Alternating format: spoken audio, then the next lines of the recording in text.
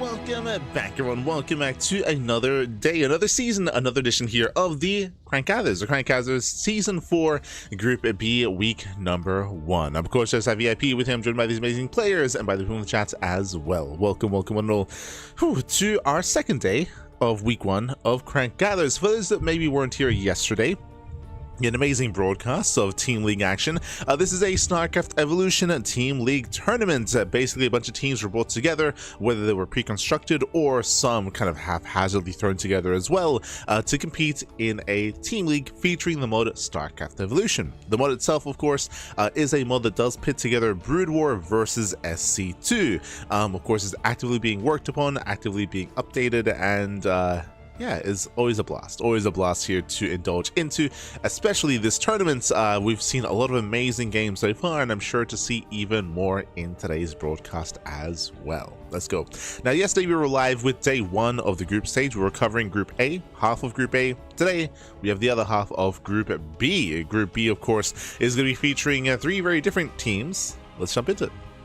Let us jump into it here as we switch our teams over and catch up on the matchup itself. Okay, here we go. So up first, we have Team Liquid versus Team Red, White, and Blue. Bam. There you go. So as you can see, we have Team Liquid on the left, we have Team Red, White, and Blue on the right. Team Freedom, baby. Yeah. So for those that are unaware, the format, of course, is going to be Pro League style format. What does that mean? That means that this is a best of 5, but it is constructed by a bunch of best of 1s, and the players are fielded ahead of time, or the lineups are revealed ahead of time, and players do have some time to prepare for their upcoming matches. As a result, we had Team Liquid. They did set the lineup for Clem in Game 1, a Laser Game 2, Cure Game 3, and a Laser revived here in Game 4. I say revived. So the way that it works here is that you can play with a team of 3 or a team more than 3, and you have to. The first 3 matches have to be unique players. The 4th match you can repeat. You don't have to. You can field a 4th player if you will, but you can repeat for match number 4.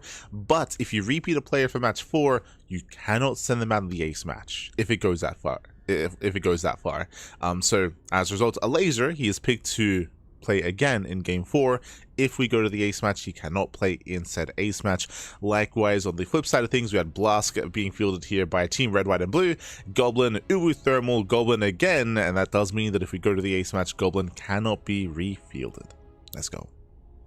Let's go, as we're getting ready here for our series again for this best of 5. I should also very quickly double check something, because Blask, even though he is typically a Protoss player, I believe he's switching to Zerg for our upcoming match. Oh boy.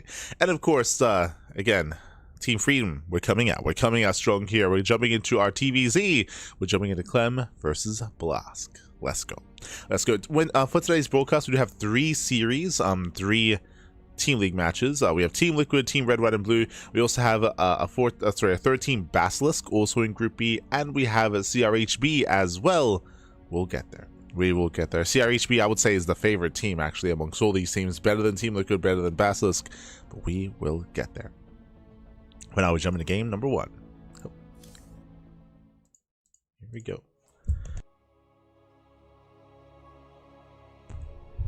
We're catching up. We get a prize at 250. Oh, no. One day, baby, one day. Exclamation mark merch in the chat.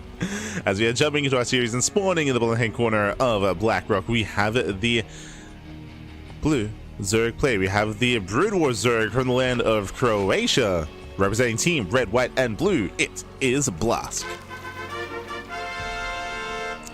And spawning in the top right hand corner here of Blackrock, we have the French Terran player, the Red Terran, the SC2 Terran. For Team Liquid, it is Clem.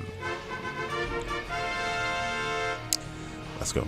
Let us go. So we are jumping into our fresh series here. Also, once again, a big shout out to Crank for hosting, organizing, and running the event, and also a big shout out to Tijik for sponsoring the event as well.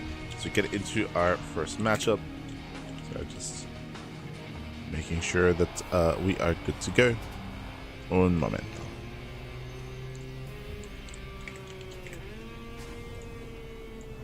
Beautiful.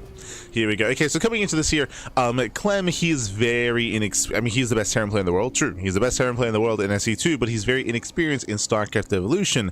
Because of that, I do actually like that they fielded Clem first. I do feel like we gotta, you know, use your strengths here, and Clem is gonna be one of the players that thrives a lot more as the SE2 player. Bearing in mind we're gonna be alternating back and forth, I would say that Cure is gonna be the hidden ace player for Team Liquid, as he is, of course, that StarCraft 1, that Brood War specialist in StarCraft Evolution at least. And he'll be fielded in that kind of slot later on. Meanwhile, when it comes to Blask, he is a player that has been retired for many years.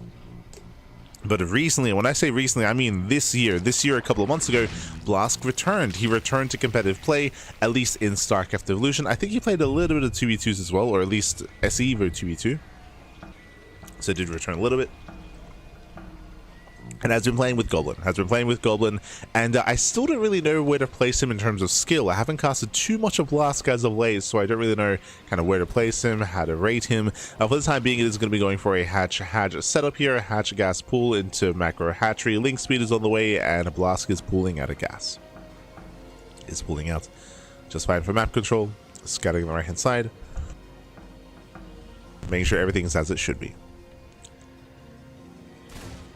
Clem, who will be able to catch out the first Lurker thing. Does catch one out. Behind this, we're going to be calming things down and settling in. Bearing in mind as well that for the SE2 side of things, we are starting with 12 workers for this mod. So it is the previous version and iteration of the SE2 races. True.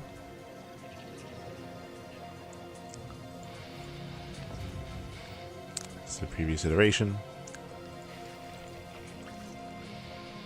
From here, we are going to be going a lair first at a Blask.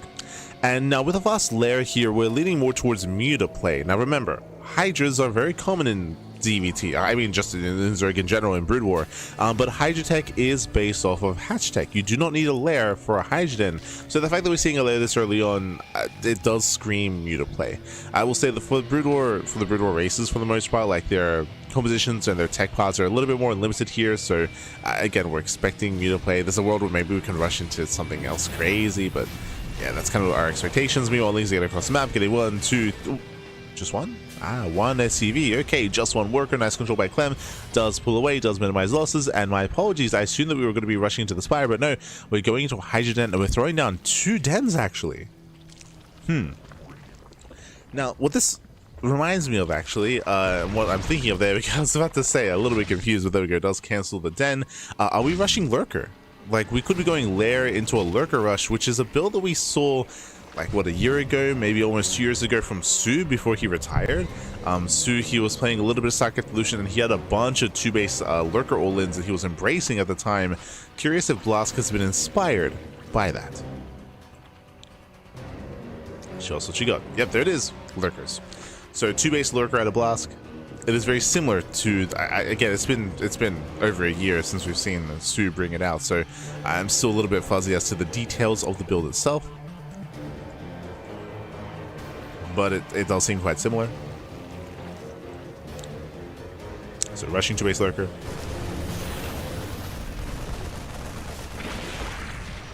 So Overlord is going to be hunted down.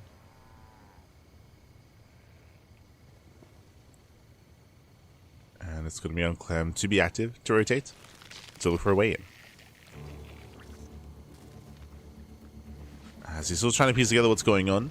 But with this rotation, we'll confirm lack of drones, lack of saturation. Again, the all-in is coming, and Clem does have something. He sees more links on the way. Back it up when he bunkers. You can see we're evacuating the natural. We're setting up here on top of the ramp. Stim is done.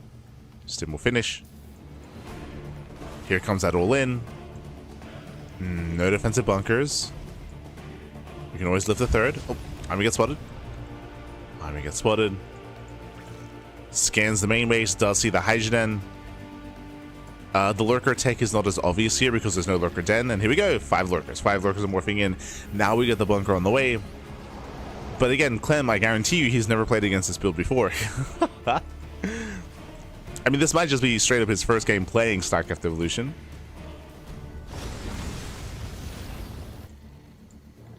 And we'll see how he compares. Lurkers are moving in. Bearing in mind they do have less range, but they do get in. Ooh, they bypass the armor completely. Clem out of position. Yeah, completely out of position. Lurkers, they will zone away. Lings are bust into the middle line as if he's going to be going down. Brutal damage. Ay, ay, ay. And Clem has to push into Lurkers to defend. It just completely zoned away with that Lings. They're busting into the main base. Oh, we do rotate over. Catching the army. GG gets called, and Blasky will take game number 1. He'll take a lead for his team, for Team Red, White, and Blue. GG. Whew. GG, well played. Blasky will take a lead in the series. Again, very cheeky build here, very cheeky game. And again, Clem, very inexperienced with StarCraft Evolution. He wasn't fully aware as to what was going on. He saw the Hydgen, he scanned the main base. I said something earlier, and I want to emphasize that as well, that again, the Lurker tech upgrade is not as obvious as making and morphing a Lurker den. So seeing the upgrade there wasn't the biggest tell for at least Clem to recognize what exactly was going on. If he had seen the lair as well, that would have been a bigger tell, but he did not see the lair at the natural base. Didn't see the lair with that GG. GG, well played. My feeling Serral ults? I feel like Serral would play worse than Blask. What do you mean? What do you... To be a clown. But if you're unfamiliar with Blask, he was a player back in, I want to say 2014? He's a very old school player. Very, very old school. We were getting into it earlier, but a very old school player, and he only recently returned from retirement. Double checking.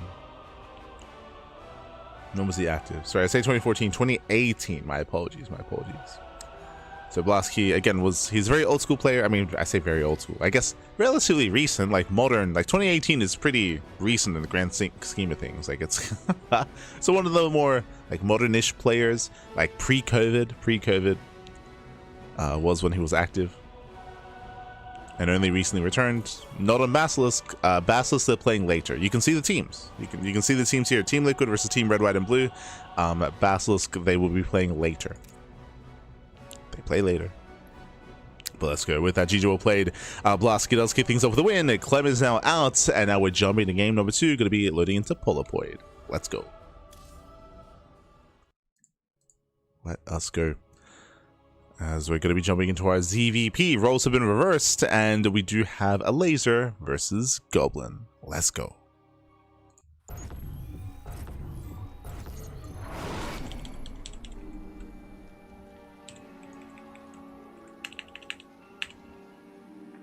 we go. Really, Serral's a blast ult. True, true. As spawning in the bottom hand corner of Polopoid, we have the Blue Protoss player. We have the Croatian Protoss representing Team Red, White, and Blue. His team leading the series so far. We'll see if we can keep it going. It is Goblin. And spawning in the top right corner, we have the Polish Zerg player. The Polish Zerg player himself. The Red Zerg. The SE, the Brood War Zerg. It is a laser for Team Liquid. Here we go. Oh. We do have the 12 worker start here for our workers. For our lasers, it does go hatch first. Not familiar with the flags. Would Serral qualify under the flag? No. The Finnish flag does not have red, so nah. He's got the white and blue. Doesn't have the red. So Serral, he would be ineligible for this team. True, true. As welcome to Polopoid. Polopoid, of course, we do have a 4-player spawn map. You can spawn in top left, top right, bottom right, and bottom left as well. So 4 possible spawn locations, and we're looking for each other. We're looking for each other here. The probe is now coming in. Now, I'm excited for Goblin. Goblin, he was a beast in the qualifiers, and he almost all-killed Team Old Men. The Old Men didn't stand a chance against the Zoomer Goblin, baby. True, true. I mean, they did. Like, Goblin barely didn't all-kill them. But I was very, very impressed, and Goblin, he probably had like the game of the tournament. Like it was crazy. Like his game 1 match point against Cyan was insane. So definitely a lot to live up to. Goblin, he's proven himself to be, you know, a competitive and a strong player in his own right.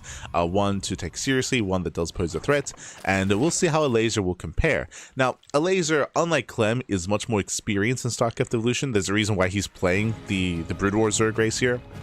who's been fielded in the Brood War Zerg or in the Brood War slots. He has a little more experience. He has been playing a little more.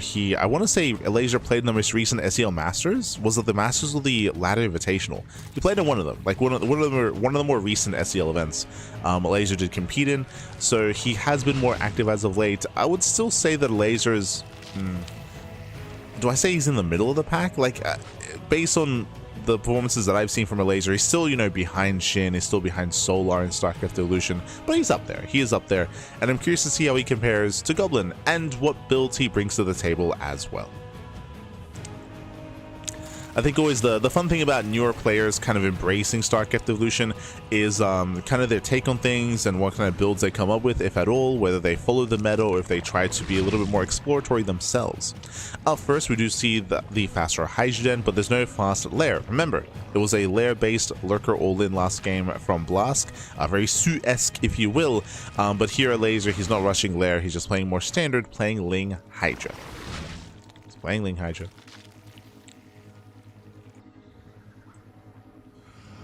Go.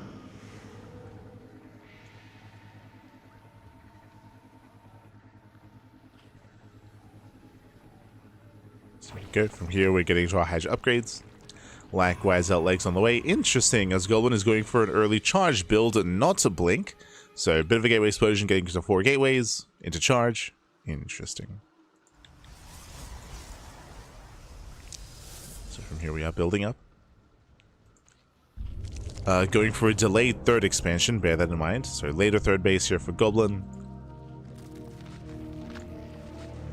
Is not going for an all-in. Forge is on the way for +1. So it looks like Goblin is just going for a relatively safe start, kind of exploring his options as he builds up into a third base. Likewise, the Elazer going for a later third base as well. Now rushing into his own lair.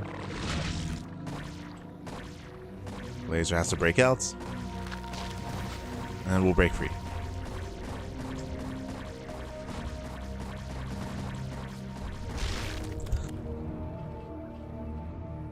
From here we'll break free. Claiming his fourth base on par with the claiming his third base on par with the third base of Goblin. Again, later expansion, later setup, just much safer play here from Elazer, which is kind of what he was known for back in the day. Known for being a little bit greedier, a little more macro oriented, not really an aggressive player much at all. See that trend continues as Goblin does poke out. He does split the third, and can he force a cancel? Ooh, it's gonna be close. Does pull away. It does pull away, trying to engage with the Hydras. So fine, nice kiting, and Goblin backs off. From here he backs off, he retreats behind this, going for his own Temple Archives into Archons and a Storm. So we will tech up.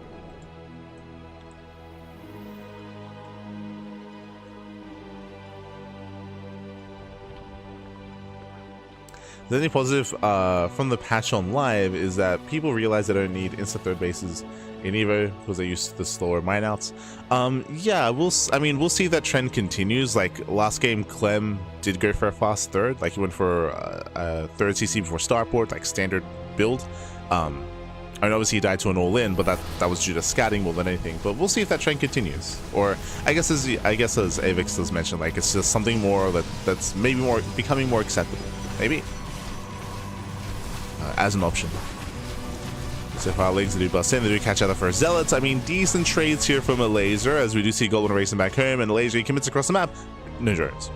Speaking of 2-base all-in, no drones, no saturation, just straight up 2-base all-in here from Elazer. He is rushing lurkers. It's not the same build that we saw at a Blask. It's his own twist, his own kind of iteration of this, but Goblin's getting caught out. He's getting caught out. Ling Hydra starts stepping forward, diving on top of the Zealots. Archon's still on the way, and it's not going to be done in time. Yeah, it's not going to be done in time here at Elazer. He will snowball out of control. He breaks through the Zealots, pushing into the third base, and there is no defense here. The early charge build from Goblin didn't really achieve anything, and defensively, Zealots are awful. Like, Zealots, they do not do well defensively here. They're not very efficient units. They get overwhelmed, and with that, Elazer will break the third base, will shut it down. Again, that makes more sense as to why the third was so delayed, as we never intended to drone or saturate or get into an economy. We just all in. We just all in. Yeah, Storm is done, but there's only High Templar, there's only Storms. The wall is going to go down. More lurkers morphing in. And with that laser, he will break through. You know, break through the main army, pushing into the natural. Okay, we have what, 3 storms left.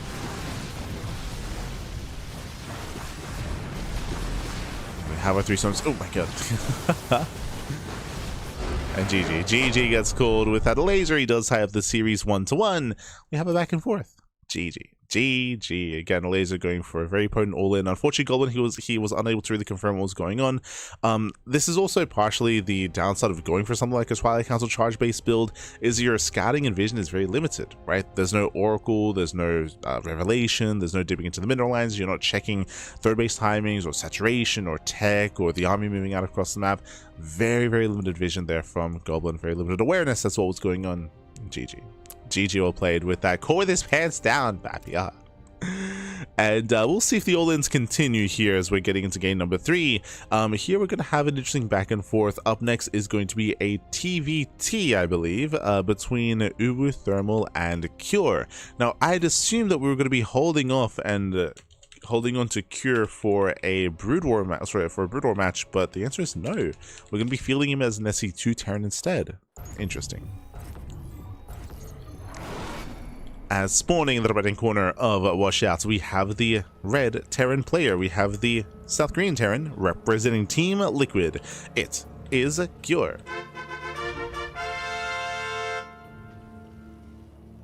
And spawning in the bottom-hand corner, we have the Brood War Terran player. We have the blue Terran from the Netherlands representing Team Red, White, and Blue. It is Uwu Thermal. Let's go. Let us go as we are getting into our we're getting into our 3rd game. We're getting to game number 3 here, and we'll see how our patch abuser can abuse this patch. Let's go. As I'm familiar with, Euthermal, he does enjoy StarCraft Evolution quite heavily, but from my understanding, he doesn't really play much of it. Like, I haven't really seen Euthermal explore too much SEVO builds in recent months, if not even recent year. Of course, Euthermal's been busy with other things, right? He's been busy with 2v2, with the 2v2 League and the 2v2 Circuit, of course, so other things have been taking up his time. I'm curious if Euthermal's been cooking something up here in regards to openers, builds, playstyles. Personally, I used to really love TVT and StarCraft Evolution, but that was back when the Ghost was a little bit more prevalent. I'm seeing that like bio tank dynamic with lockdowns as well. You know, the heyday of TVT for StarCraft Evo. Nowadays, I don't know if we'll get to that stage. We'll see. For now, economic opener, ranks expand. We'll keep an eye on the additional ranks. I still remember early SEVO days casting with Yaku and getting hyped for the Ghost and hyped for lockdown versus tank and things of that nature. Like, crazy. Now though, we have our 1-1.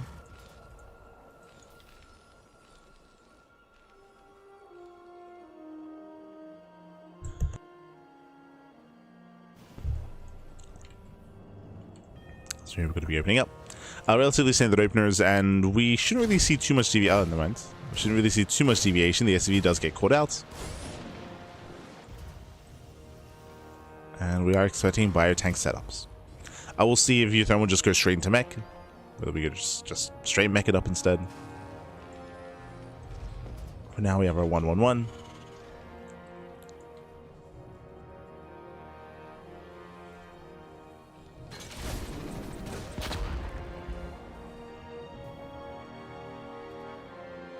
And we'll see how this all comes together for Euthermal.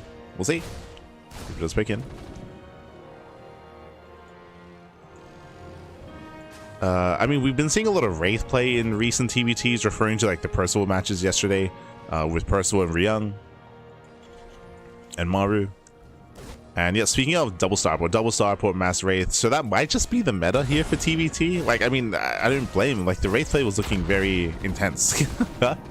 It's looking very intense previously. Yeah, we're going for the control tower, into cloak, into mass Wraith, baby. Let's go.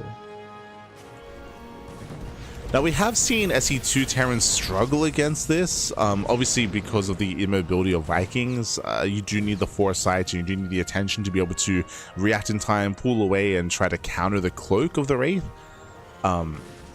but it feels, to me at least, it feels like the SC2 response has been very unrefined. Like you can argue like getting a Raven just to counteract said cloak, just so you have a better way to respond, or just of course being a little bit safer with the placement of your Vikings to make sure you don't get pounced upon with turrets, or having that ground marine or cyclone support always with said Vikings, just because we saw so much value gained from those wraiths yesterday. Like time and time again, they were poking in with cloak, sniping 1 or 2 Vikings, then pulling away before the SC2 player could react. Like there's just a lot of micro potential with the Wraith. A lot of micro potential. And I'm curious if Kira was watching those games. I'm curious if he was watching, if he was attentive. So here we go, we have our Mass Wraith. I guess talking a little bit more fundamentally about this, TVT has always been about air control. It's always about air control with Vikings, with Liberators. But in StarCraft Evolution, instead of the Viking, we have the Wraith. The Wraith has less range than the Viking, but is much more mobile, has cloak, and of course is faster as well. So because of that, we have been seeing a lot of Mass Wraith against Viking setups, where you activate cloak, you hide your Wraiths, you catch an unsuspecting army, and then you pick off a couple of key units, then you pull away, and kind of like you dance back and forth, and you try to pull your opponent apart. Has been the go-to. Meanwhile, Cure, he is going to be opening up Raven into Cyclone, but alas, the army's not quite in position. SCV's going to be going down. We can one-shot. Okay, 1, 2, 3, 4, 5 SCVs. Oh, 4. So 4 SCVs going to be going down. Thermal does respect the army. But again, we built up to 6 Wraiths. Zone does get the lock on.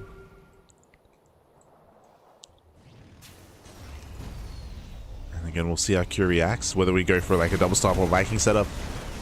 Oh, Cyclone takes a lot of hits. We'll get 1 Wraith. Does get 1. Nice control here by Cure. Behind us, we are going to be making it up. So Mass Wraith into Vulture production, into Spider Mines. There's a reactored starport. Getting ready for Vikings. But we are committing to a ground bio composition. Stim or Marines. Kira's building up.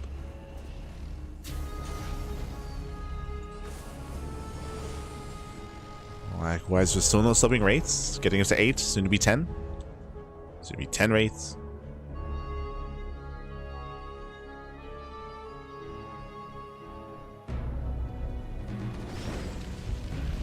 Just setting up on the right hand side.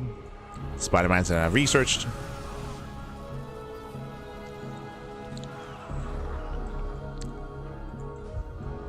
He's trying to set up those mines.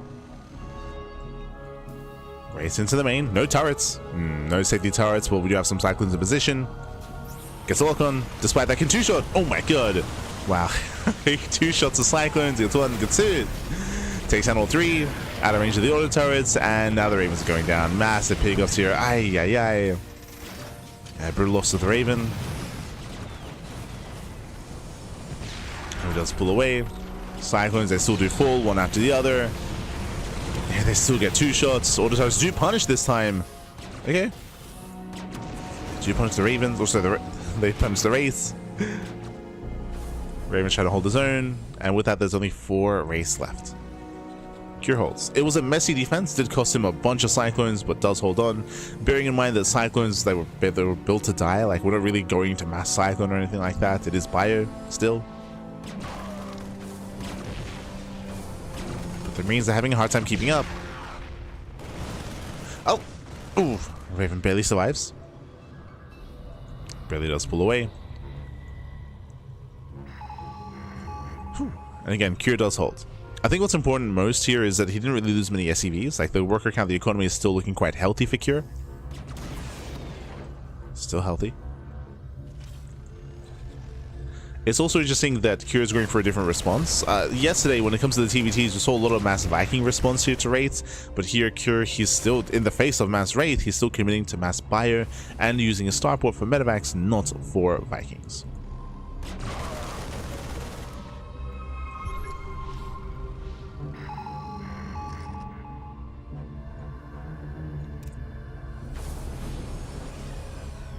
So here trying to keep up the mobility here of Euthermal. Back at home, Euthermal, he's only just now starting tank production, so this bio army still has a lot of potential to overwhelm and get across the map. 1-1 is that done. Vultures, they bypass the main army, getting top of the ramp. Spider-Man's is set up. Uh-oh. There's detection. Yeah, Spider-Man's dealt with. You see Euthermal just trying to buy time. Going around in circles, pulling away. He needs time for his tanks. They're coming. We'll need those tanks. Vultures, they coming from behind. Tank is set up. Oof. Vultures going down. Main army pushes. And where's that Raven? Uh-oh. Oh! He should be fine. Yeah, he should be fine. Oh, my Jesus. Yeah, the attack rate is going to be good enough. Army stems in. There's only one tank. Yeah, only one tank. GG gets called. Not enough tanks in time. And Cure, he will get a lead in the series for Team Liquid. GG. Whew, GG, well played. Again, we were trying to emphasize how important it was, how prevalent it was for Euthermal to try to buy time for his tanks. He only had the one tank. Again, he had a very, very vulnerable army back at home. Very minuscule army. He had one tank, a couple of vultures. GG. GG, well played. Marines, they got across the map. This mass wraith style is heavily prevalent and heavily reliant on you gaining map control and containing your opponent. Failed to contain. GG, well played. With that, Team Liquid, they take a 2-1 lead in the series, and now we're jumping to game number 4. Up next, a laser versus Goblin. We're on match point, loading into match point. Ah, it's beautiful, Pappy, it's beautiful. Let's go. Loading into match point here, into our ZVP. Let us go. And again, Cure with his eye on the prize there. Again, Cure just being very understanding as to what Mass Wraith means, in the sense that, of course, your army is going to be much more vulnerable, much smaller when it comes to your ground forces, I mean. So despite the losses, despite losing Ravens, despite losing Cyclones, despite losing some SCVs, he was just building up his Marines and waiting for his 1-1 and Stim, of course, to finish, and then push across the map. Just send it. Now here we go, we're getting into game number 4 and spawning in the right-hand corner of match point. We have the Brood War Zerg player. Oh, it's a rematch. True, it's a in the Brood War Zerg, we have the Polish Zerg. For Team Liquid, it is a laser. And spawning in the bottom left-hand corner, we have the blue Protoss, the SC2 Protoss. For Team Red, White, and Blue, it is Goblin. For Team Freedom, baby, yeah. Freedom. I also just realized I was using the wrong team logo for that one, so my apologies. We'll fix that up. But now then. And now we are going to be settling into our game. And again, this is going to be a rematch. A laser, if you remember, he was able to 2-base all in Goblin previously. As a laser, he went for a very 2-base heavy build, going for an earlier Hydrogen, a later Lair, and a later 3rd base, and the 3rd was just for Larva. It was just for Larva. A laser just sent it with pure Ling Hydra across the map, was able to catch Goblin with his pants down. Goblin, if you recall, did go for a Twilight Council charge base opener, which did fall on its face. Charge as an opener is very rough defensively. It's meant to be aggressive. It's meant to give you a timing. We saw that Goblin wasn't able to achieve anything with that charge timing in the end. Did get outscaled by the Ling Hydra, and it all just fell apart. It was a very unique build from Goblin. I do not expect the same build here. We do expect something a little bit different instead.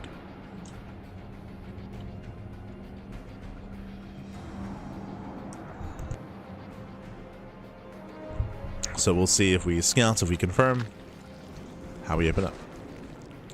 When there's that a Goblin.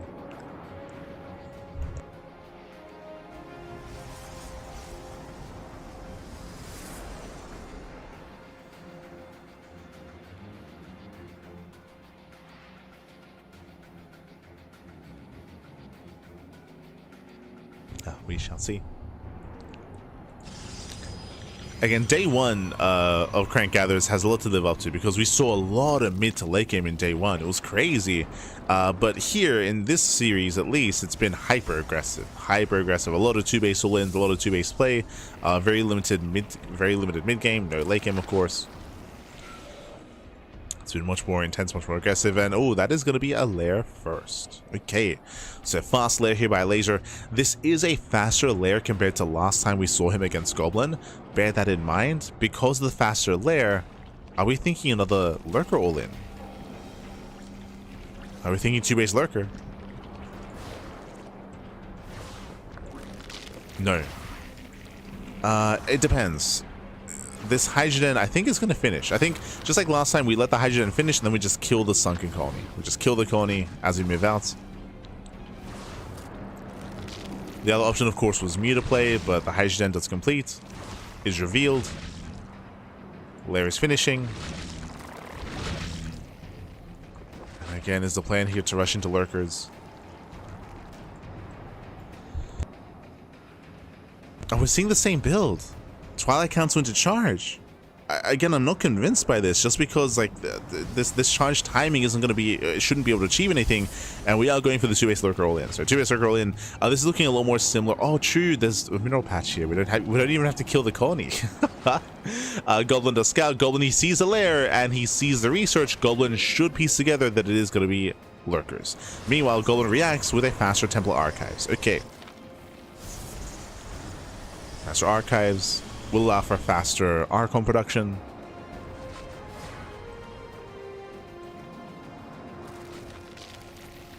Markers A ran through the patch. Robo's on the way as well. I'm not so sure about this. Like, Archons, they can tank well, and I guess the goal is to have them tank and to maybe try to collapse on top of the Lurkers. I don't see Storm being a factor here, because the all-in is coming. It's on the way.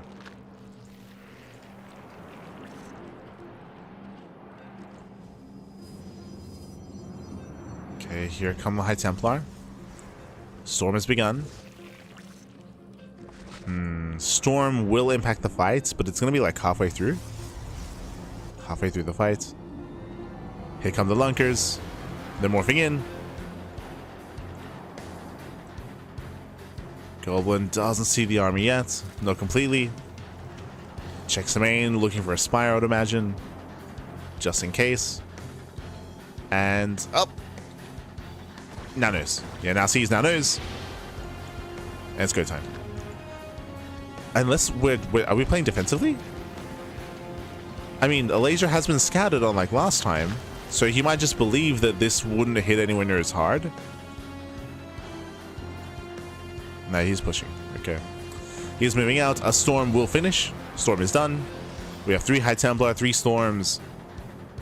And it comes down to the engage. With 18 Lings on the way, obviously the goal would be, ideally, a laser wants to bait the Storms early. He wants to bait them early. If he can bait them out, then he can pull this off. Lurkers A set up.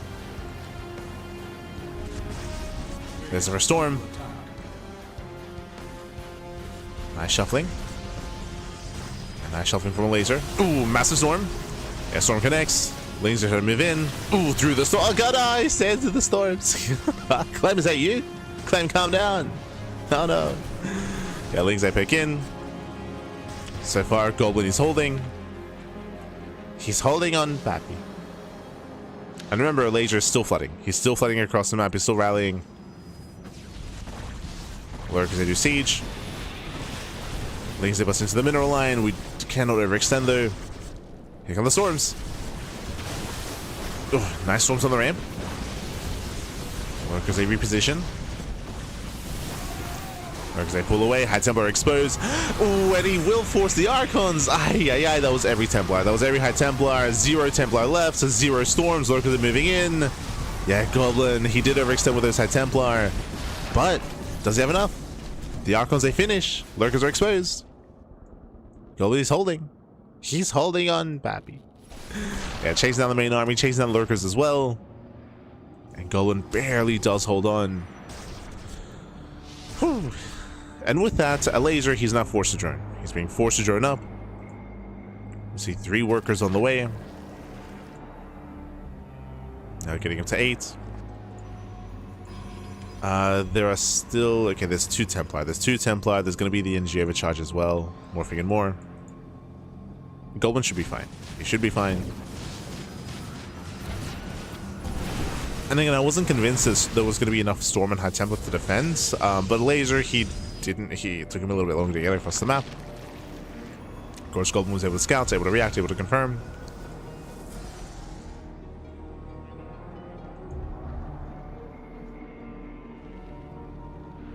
And with that, Goblin looking in a much better position.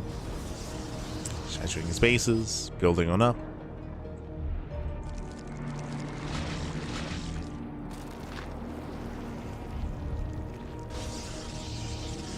Again, from here, the game will continue. Really, we're just waiting for the main move out here from Goblin, as he does have a lot of High Templar, a lot of Storms available.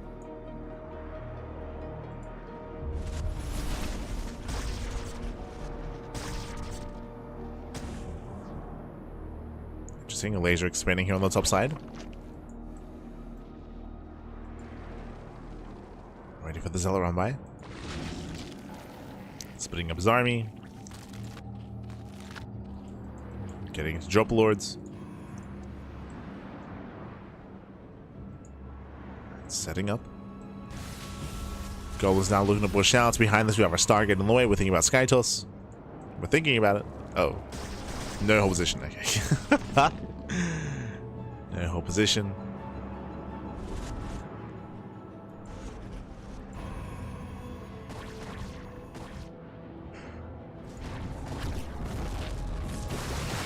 So we still try to engage. Going at the same time, going for the drop. Going for the Prism Harass. Chopping into the main.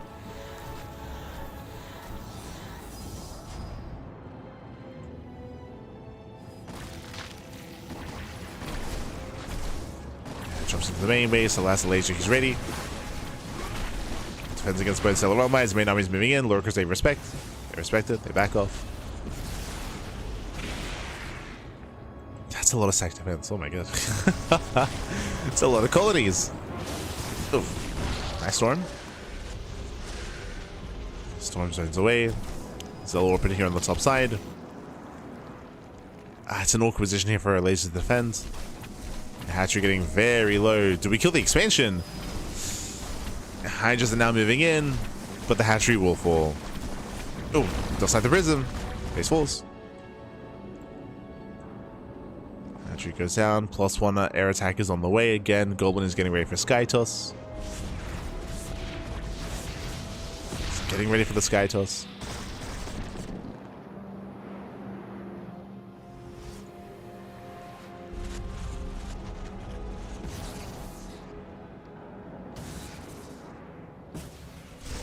And who's catching who here as Lurkers are coming from behind? The High Templar. Yeah, Templar exposed. Massive shot's going to be going off. We get a couple of good storms, but the Templar, they're all going to go down. Massive surround. Ay, ay, ay. Goblin. Yeah, Goblin, he wandered in between both armies, and he will lose everything. A massive loss for Goblin. Ay, ay, ay. Again, he was aware there were Hydras up here on the top side as well. Where are we going? And with that, laser snowballing our control is pushing across the map. Goblin, he was building up a solid army. He was getting ready for Skytoss as well, working towards the late game, but he will lose far too much. Oof.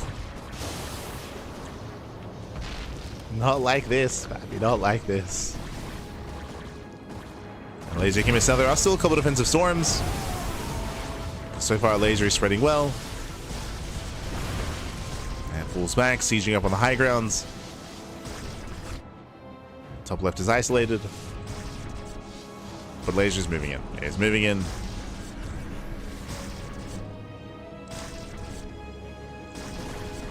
Oh. Let's try to push forward. Setting up Berserkers. One Lurker going down. At the same time, 14 probe kills as there's no mining on the top side. 14 probes. The one Lunker back. The one Lurker.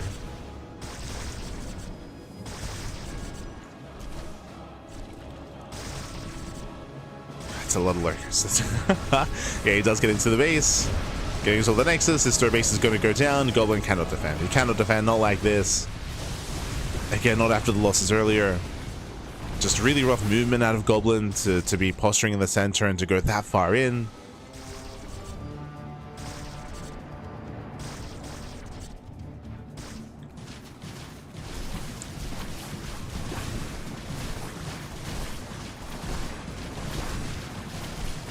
With that, attempts to go for run buys, attempts to go for counterattacks, attempts to take an ninja expansion as well.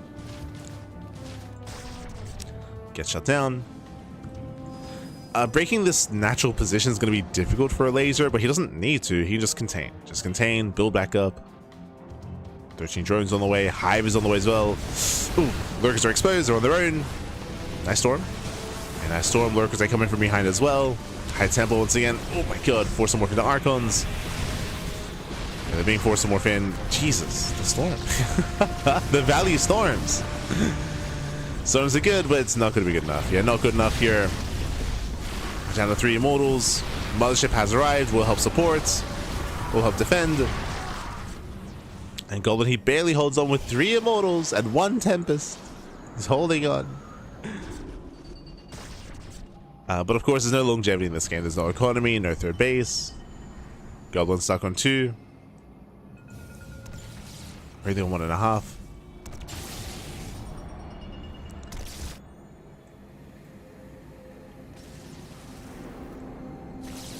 With that laser popping off, again with these big 2-base all-ins, again, may not have worked here in game number 2, but was able to transition quite nicely. Transition out of said all-in into a 3rd base, into an economy. We saw the Goblin wasn't really able to move out across the map or really able to apply too much pressure. There was that one brief stint where he was on top of the ramp, but outside of that, didn't achieve too much more.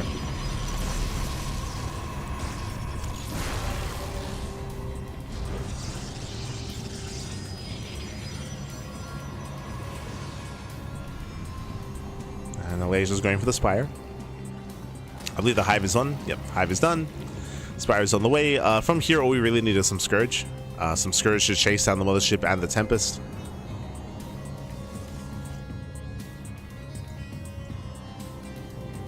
Yo, we gotta see some Scourge in this game. Vamonos, baby, vamonos. There it is, 20. Oh my god. 22 Scourge. They're coming. And there shouldn't really be a way to stop them. I mean, we have some storms. Storms, I mean, they can maybe, if it well-placed storm lands, we can kill the Scourge before they connect, but I don't think the DPS works out that way.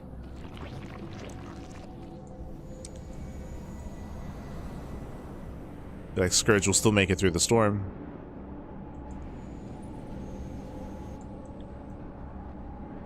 And here they come.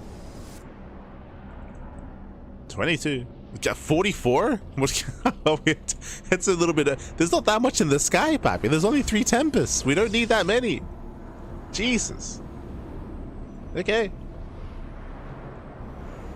So LA's is like, no, I will kill everything in the sky. Okay. Okay. It's gonna nuke the sky toss. Jesus. I just say poke in. Ling's trying to bait out of the storms. Here comes the Scourge. Oh, first storm. Actually, based on the damage here, depending on the storms, can we defend? Scourge, do they clump up? We got to spread. Oh my god. Yeah, storms it protects. We're trying to zone away. We need the storms. Oh my god.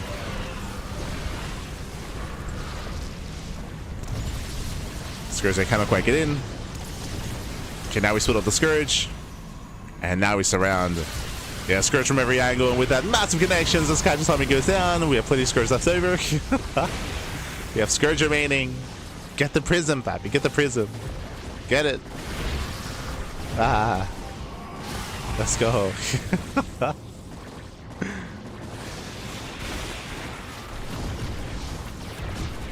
And again, with that laser, I mean, he already broke the 3rd base earlier. Here, just cleaning up. Start stepping in, still have a couple of storms. Nice storm here on the ramp. I think there's like, what, 2 storms left. But the Lunkers are coming. Because they move in.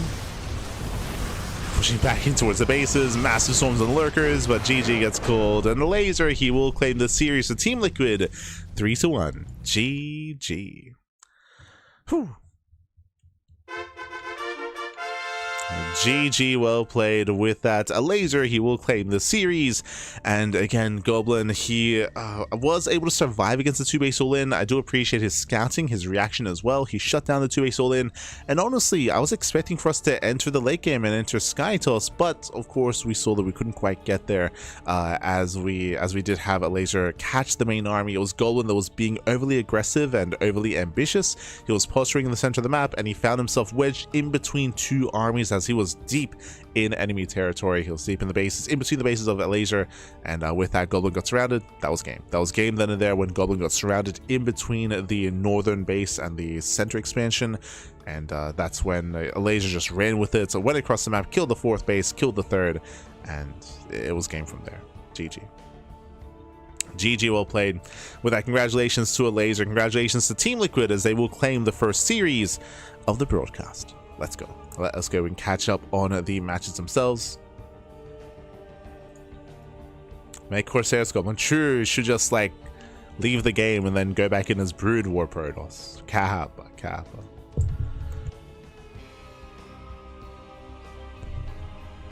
As here we did have Blask. Blask was the only player to claim a game here against Clem, but again, Clem, he's a lot less experienced in StarCraft Evolution, so he's technically potentially one of the weaker links on his team for this event. A laser and Cure a lot more experience. Same with Skillus as well. Skillus unfortunately didn't play today.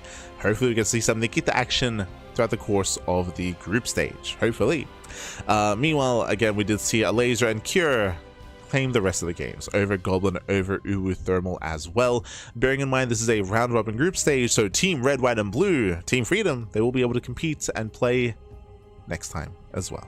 I think that's the only match they had tonight. Yes. So next week they'll be back to face off against some of the other teams in this group. Speaking of, up next we're going to be jumping into Team Basilisk versus CRHB. We'll get there. For now though, we're going to be going on a short break. When we come back, we'll have our next series. We'll have our next best of 5. See you soon. See you soon, Pappy. See you soon.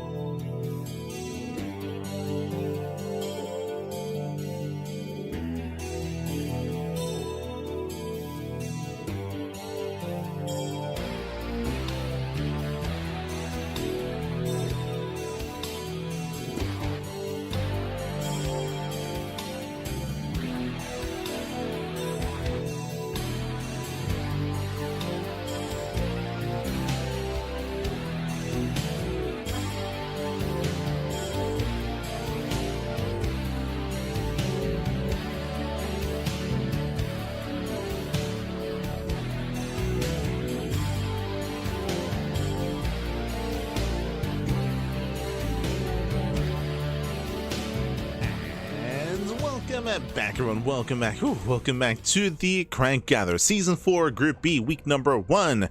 We have returned here with our second series of the broadcast here of the round robin group stage for Group B. Let's go. We just wrapped up with Team Liquid versus Team Red, White, and Blue, and now we are jumping into our next matchup here. It's going to be Team Basilisk versus CRHB. Oh boy, here we go again. We're going to be featuring, I would say, the best team in the league. Let's switch on over. Let's have a look. Let's have a look at yourselves here. So up first we have Basilisk. Basilisk, they are the best team in StarCraft 2. That is true. But it's also a team of very inexperienced StarCraft Evolution players. You saw Clem struggle earlier. I'm curious to see how the Basilisk boys will be able to keep up. As we have Reynor, Serral, and Trigger. When it comes to our fielding of players, Reynor coming out first in game 1, followed by Serral, Trigger, and Serral is being used. Interestingly, they're reviving Serral of all players. They're going to be using Serral twice in match number 4. Interesting. Bearing in mind, this means that Serral will not be eligible for the ace match if we go to the ace match. Meanwhile, heading on over here, we do have Team CRHB. Now, they are a team that are an amalgamation of players that have been brought together to compete as one. CRHB, C for Classic, CR for Solar, R for Solar, H for herO, and B for Shin, because those are their initials, of course. Was I curious? Shin is B because he is Shin He-byom. So because that B, that is kind of his initial there, his for his last name, so he's out of there, or first name even. Regardless, he's going to be the letter B for the team. And Solar is R because in Korean, I didn't know this, but in Korean, a lot of the Korean fans, they have given Solar the nickname like The Rock. Not Dwayne, but like a rock. The reasoning for this is because apparently sometimes Solar's brain turns into a rock and he just doesn't use the brain. I think this is in reference to like the nukes. Like it's a big meme that Solar will take like some massive nukes to the face. I think that's like part of how that meme kind of like sprang up. But apparently that's what the Koreans call Solar. So there you go. That's why he's R when it comes to the initials for the team name. So all together, again, Classic, herO, Solar, and Shin have formed a team. And honestly, it's a pretty heavy-hitting team. When I think of StarCraft Evolution, these are the best Protoss and Zerg players in SC Evo. Like herO, Classic, Shin, and Solar. You do not get better than that. Like that's insane. that's a crazy team. So they're going to be coming in, I would say, as the favorites for the league. But we'll see. I would say that herO is maybe the weakest link on Team CRHB, just because he has the least amount of experience in StarCraft Evolution.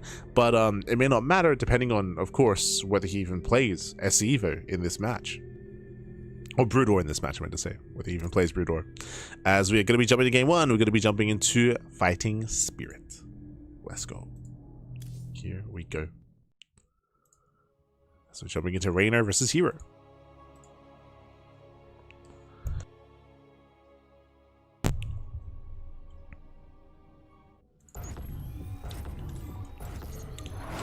And spawning in the bottom left-hand corner of Fighting Spirits, we have the red Zerg player. We have the Italian Zerg representing Basilisk. It is Reynor.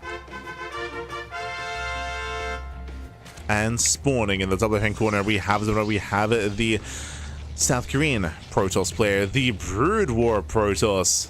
Let's go. To represent Team CRHB, it is herO. Let's go. Let us go. We are jumping into our fresh series here, and I'll quickly fix up some of the player names. Un momento. Fix them up. Beautiful. Oh, God damn it. There we go. And yeah, I'm curious to see how our players do handle themselves. Again, Reynor playing SC2 Zerg, I'm going to be favoring him in this series, in this game. Like, he's going to be favored. He's going to be looking much more comfortable, embracing what he does best, which is SC2. From herO, I feel like, again, he's going to be one of the weaker links on his team, but that's only because of some of the lack of experience. What I will say is, from what we've seen from herO in StarCraft Evolution, he was able to freestyle really well. Like, he was able to freestyle very, very well. I remember that he even won one of the weeklies or one of the online cups. And we asked him, hero's like, no, yeah, this is the first time I'm playing. I have no idea what I'm doing. Like, he's like, I know what's going on. But yeah, so we'll see how herO does handle himself, as he looked quite good in some of the recent show matches a couple of months ago that herO was featured in. We'll see. For now, we're going to be opening up. Do have our gate cyber setup here from herO on the high ground. Reynor does find herO by scouting the pylon. Remember, this is a 4-player small map. Reynor will find herO. He will find Reynor as well. They find each other. They do scout, they do confirm.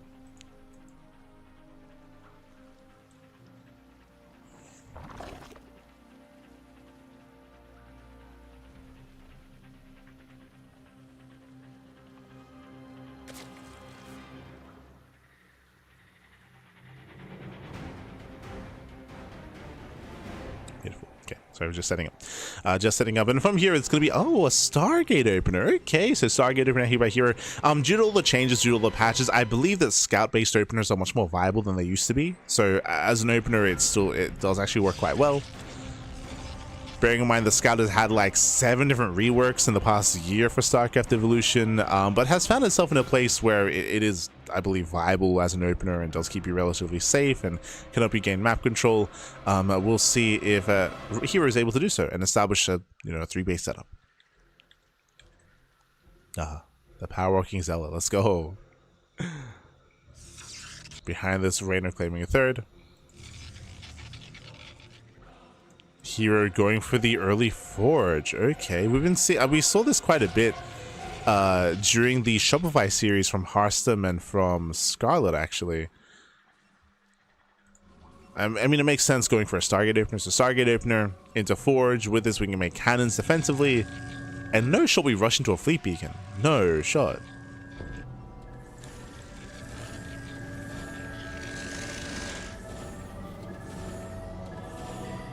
I'm feeling the main patch have its influences here, I'll be honest. We'll see. As the scout does move out.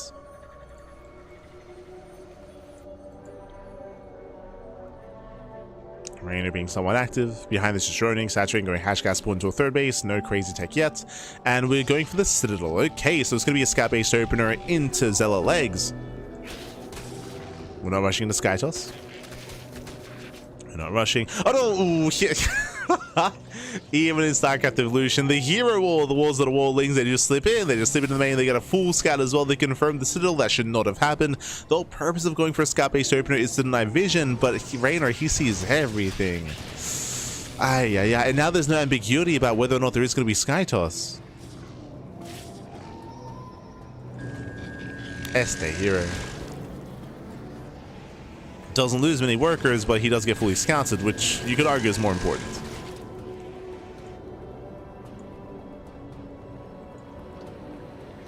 From here, Reynor knows to, of course, focus on his ground-based army, droning, saturating. From here, we can go into roach-based play. Yep, there it is. Very safe way to play this out. So going for roaches.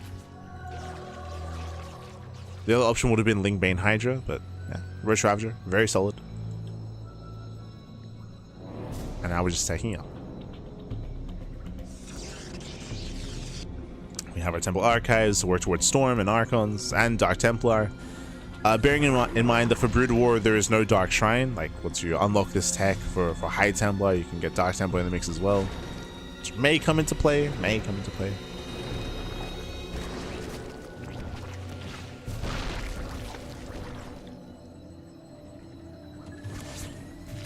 guy picks in, pulls away, 3 drones.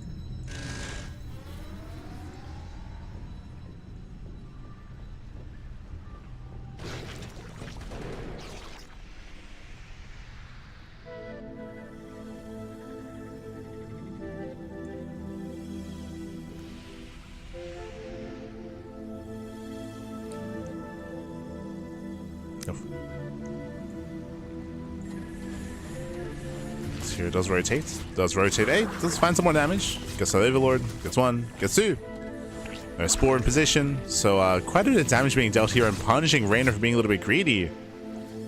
And it does punish. They'll take it across the map. Not better positioning here for herO. Reynor's out of position, and here he gets in. It does move in. Getting top of the Queens. They do try to reduce service area. Nice transfuse. Holding on to the Roach a little bit longer here. Meanwhile, the Queen's being kept busy. We're going for more Overlords. And More overlords going down. This will be cleaned up, but again, nice damage here by herO as he's going for another queen. And he gets it. Yeah, it does pick up another 2. Oh my god, 2 more queens go down. Yeah, 2 more queen kills. Meanwhile, more overlords. Heavy supply block for Reynor. Ay, getting torn apart here. Yeah, it's being pulled apart. Scouts, they pull away. Very low HP. And in the end, that was 9 drones in total. 3 queens, 7 overlords have gone down. Usually we expect like 2 or 3 overlords, but that's 7. That's insane. Yeah, crazy amount of damage, and with that, herO pulls away, now claiming his 3rd, but we'll see if he can maintain that 3rd base. Reynor, he's redroning. Yeah, Reynor, he's redroning, resaturating, taking up into Hydras, into Roach Hydra. This tells us that Reynor's not going for any kind of move out anytime soon. This means that herO is safe to saturate his 3rd. Now, Reynor does scout, does confirm the 3rd base. Does confirm the distance between the natural and the 3rd base is quite long, but I will say that this area here is relatively secure in between the bases. It's going to be in herO to set up. Cannons on the way, shield batteries on the way, storm will finish. The Zergling slips in once again. And did see the High Templar. Yeah, did confirm the Templar.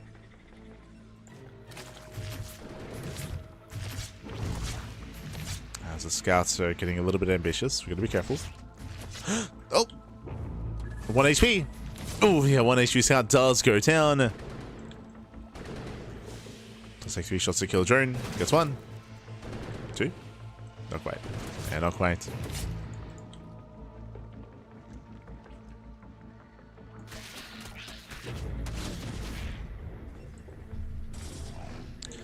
As things they've been moving in. Just keeping herO busy. Here comes the main army. How many storms do we have? It is going to be 5. 5 High Templar. At least 5 storms. Defensively, the main army is a little bit lacking here. We're lacking Zerglings, so no easy way to collapse on the army. Likewise, low Hydra count as well, mainly roaches. herO has potential. It comes down to the storms, to be honest. It comes down to the storms. herO pokes in, spots the army. High Templar are okay. They're safe. herO's moving in. Pushing on to creep. No detection? Yeah, no, 0 detection. Uh-oh. Army's moving in. There's first storm. High Templar exposed. And Reynor, he wants him. He gets 1. He's trying to move in. Massive. Oh my god, massive storms on the roaches. Yeah, High Templar do get away. Yeah, storms are crazy. Another massive storm on the roaches. High Templar, they expose themselves. Yeah, they are exposed. But again, the main army does crumble for Reynor. Reynor, he will lose all his roaches, the Hydras. Better fight for herO. Does he have another storm? The answer is yes. He has 2. Yeah, he has 2 storms. Roaches are catching reinforcements. At the same time, herO does keep pushing in.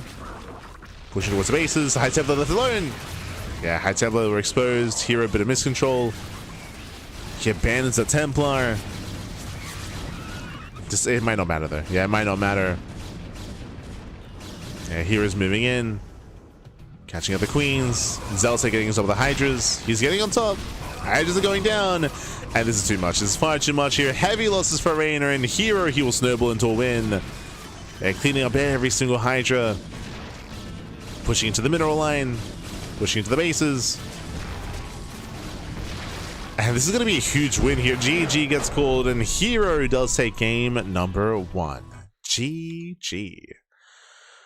Whew. GG, well played. herO does take a lead in the series, and this was a huge win for CRHB. Winding it back a little bit here, we saw that herO, he did have a bit of a cheeky start, so going for the scout-based opener into Zealot legs. Reynor saw everything, but despite that, had a very shaky defense, losing 7 overlords. 7 overlords, losing 3 queens as well. The early charge move out, the early Zealot leg move out did do a heavy amount of damage, of course. It led into the eventual storm move out from herO, and Reynor, he was still recovering from the early game, still trying to build back up and wasn't quite able to. Also caught in a really rough position as well. GG well played. herO snowballed out of control, and as I mentioned, in my mind, herO, he was going to be one of the weaker links for his team. For herO to get the first win here doesn't bode well for Basilisk. The pressure is now on, and Serral is going to have to show us his Brood War skills. I don't know what to expect, to be honest. Again, Serral, he is the best player in the world. Straight up the best player in the world in StarCraft 2. This is not StarCraft 2.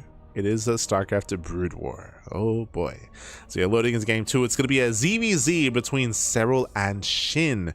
Bearing in mind as well that notoriously Serral's weakest matchup is ZVZ as well. We'll see. We'll see how this dynamic unfolds. We'll also see our spawn locations as well. There's a little bit of RNG as we are loading into Fear and Faith. Ooh, close spawns. Okay. Yeah, we have close spawns. They're spawning in the top right-hand corner of... Hello. He's going for the 12 pool. In the top right-hand corner here of Fear and Faith, we have the red Zerg player. We have the Finnish Zerg representing Basilisk going for the 12 pool. It's time to cheese it up. It is a Serral. And spawning in the top left-hand corner, we have his opponent. We have the South Korean Zerg player. Usually he's representing onside, but he has abandoned his team for something new, something fresh for Team CRHB. It is a Shin. Okay, so again, Serral, he's very inexperienced when it comes to StarCraft Evolution, but he's going for the 12 pool, so we're going for an early rush, hyper aggression. I wonder if Serral is aware of spine rushes or sunken colony rushes in ZVZ, which did have its time in the sun. I remember that I believe it was nerfed. I believe sunken colony, the build time was increased, so that did negatively impact sunken colony rushes. So I'm curious if Serral is aware of that. We'll see if he does decide to commit a little bit harder. For now, though, Serral looks like he will expand. He's going to expand. So Serral scouts the bottom side, so does Shin. Remember, this is a 4-player spawn map. You can spawn in anywhere, and currently neither player is aware of their spawn location. Serral sending the drone bottom right, despite the fact that he should be aware that Shin is not bottom right because of the notifications, right? No, sorry. He doesn't know that. I was looking at the wrong player. So he's checking. Here comes the 12 pool. Lings are moving out. Remember, 12 pools are not all in. You do expand with them. These are quote-unquote macro builds, but you still have to get damage done with this. As Lings are pushing. Meanwhile, Shin to go for a hatchcast pull. It all comes down to Shin's worker micro. He has to pull the boys, minimize worker losses, and buy time for his own Ling production. So buy time for his Lings.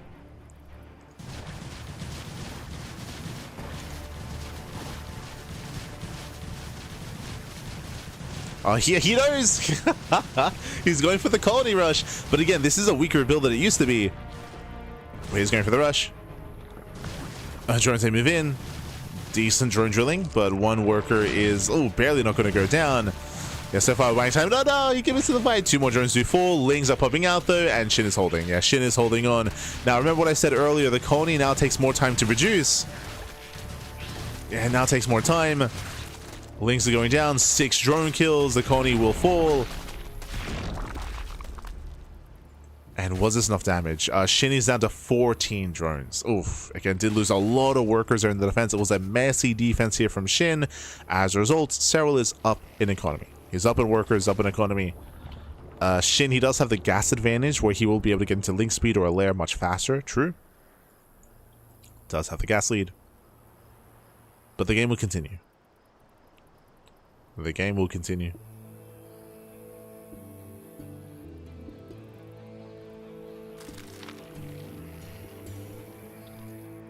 As Lings, they do sit by. Yeah, the colony is not done. Lings, they flood into the main. Oh, and Serral's in trouble. Yeah, Serral, he's not quite ready for this. He has to minimize worker losses.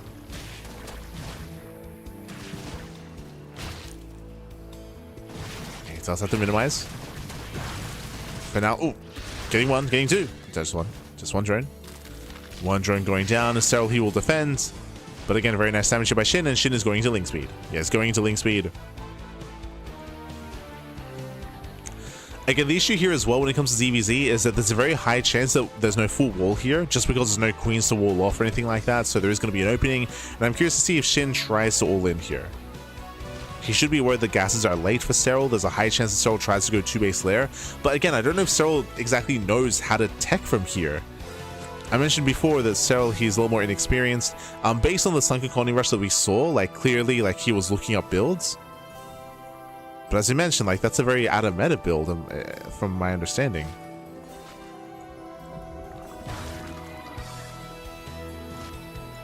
So going to Ling Hydra. Shin claiming his 3rd base, still droning, still saturating. Taking up. Okay, let's Gonna be taking up here. So link speed won't be for a flood. Link speed does kick in. Does he get one? Ooh, barely not. He's back. He gets one. Yeah, one more drone goes down. Very nice pickup here by Shin. Nice pickup.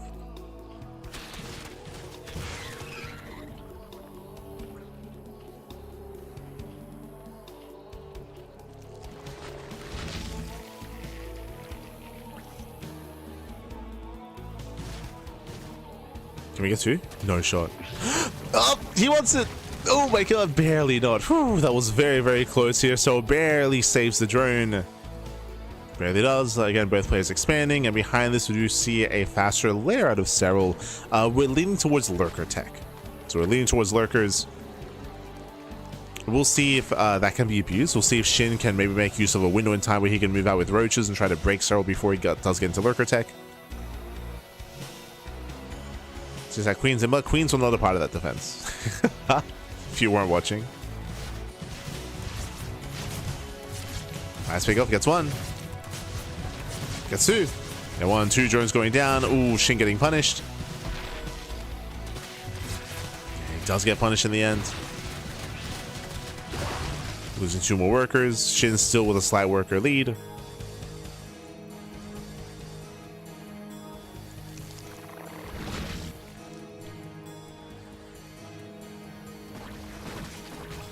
Let's confirm the Hydra tech. And we're setting up for Dropper Lords?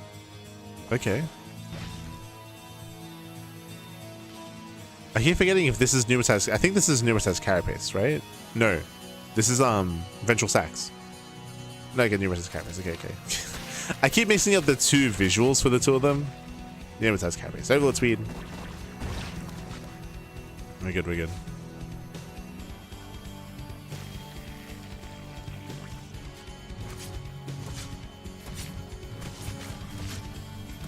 There's that lurker tech, as we mentioned. Again, lurker tech is on the horizon. And we'll see if Shin can stop Serral before he can build up into lurkers. Like, that will complicate this dynamic quite heavily here. The lunkers are coming.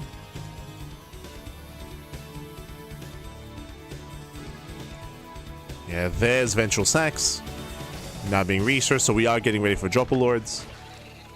But again, we'll see if Serral can get there, because you see what I see. Shin needs drone out 56, and Shin is not taking gases. He's not joining up any further.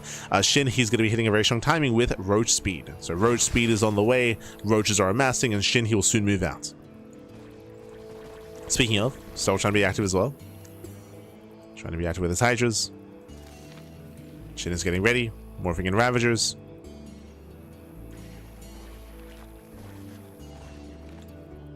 Setting up, he's getting ready. Looks like lurkers will be able to morph in time to defend. But I mean, that's what the Ravagers are for. Here comes Shin.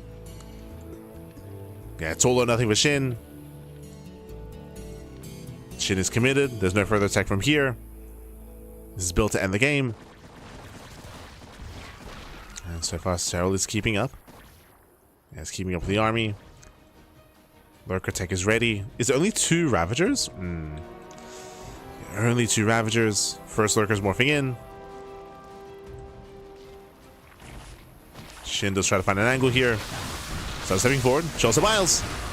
Ooh, Biles to connect. But do we have enough roaches? The answer is no. We have a better concave here for Serral. Lurker does burrow. Serral, he's holding. Shin, he has to back off. He has to regroup. Shin is pulling away. Again, we do need more Ravagers here. Specifically against lurkers to force micro.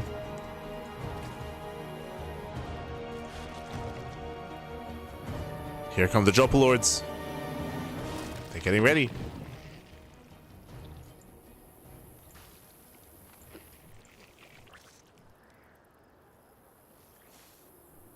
And now we're moving out. So lurker drop here towards the main. The other thing here that we're seeing, which I do appreciate from Serral, is that because every Overlord turns into a Dropper Lord, like we can like fake Dropper Lord playouts and kind of move them in and spread them out and make it a little more difficult to confirm like what is actually dropping and what's coming in.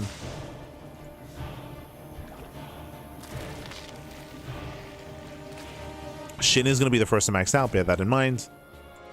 We do have our Dropper Lord into the main. So far, Shin is out of position. Because they drop in. And one in each mineral line. We'll harass. We need detection. Overseer now moving forward. Here comes the main armor for Serral. Shin's ready. Shows the Biles. One lurker does fall. Biles they connect. Shin is holding on, and he will lose 5 drones. There's still 1 lurker left in the main. Another drop towards left hand side. Shin defends. Bleeds out some roaches though. Yeah, messy defense from Shin. We're getting messy. Oh, Biles A. Ooh, do connect. Guess no lurker. That lurker goes down. As I mentioned, we need those Ravagers, we need those Biles. Speaking of, ooh, once again, grazing the Hydras. You know, so dropping into the main. Dropping that lurker. So pulling back. Again, Shin so far is defending, and Shin, he's almost maxed. He's almost maxed out. Going for a Hydra drop. Yeah, the way the Numisat's carapace works, sorry, the way that Vengeful Sax works in the Brood War side of things in ZVZ, it looks so oppressive. Like the like the drop load play is so accessible here, so accessible for the Brood War Zerg. Like, it's such a bigger investment for SC2 because you have to morph them individually.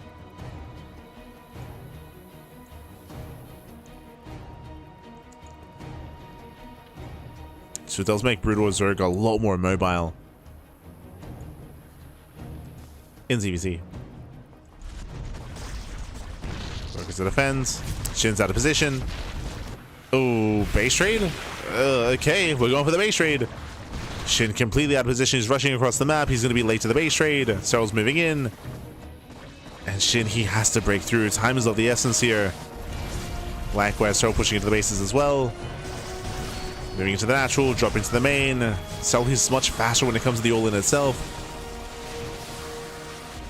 I think it's taking too long. Yeah, it's taking too long for Shin.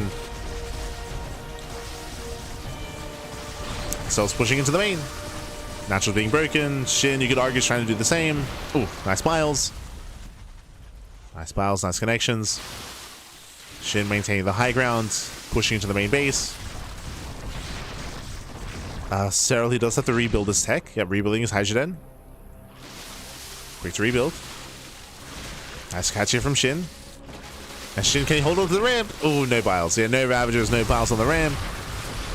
Lurkers, they move in, and Shin, he'll lose everything in the main base. It's all going to go down. At the same time, Shin is pushing. Oh, the Biles! Oh my god, doesn't quite connect. Does not quite have enough. Oh, the Overseer. No, the Overseer goes down. No detection. Yeah, 2 more. No, we're rallying. Yeah, miscontrol by Shin. He throws away his Overseer. 0 detection. Ay, ay, ay. Shin, he's running out of buildings. There we go. We have 1 more Overseer coming in. Una más. 1 more Overseer. Shin, he takes the fight. He cleans everything up. But the buildings. Does Shin have any drones? Jesus, he does. He has 1 drone. He has 1 drone. He has 1 drone.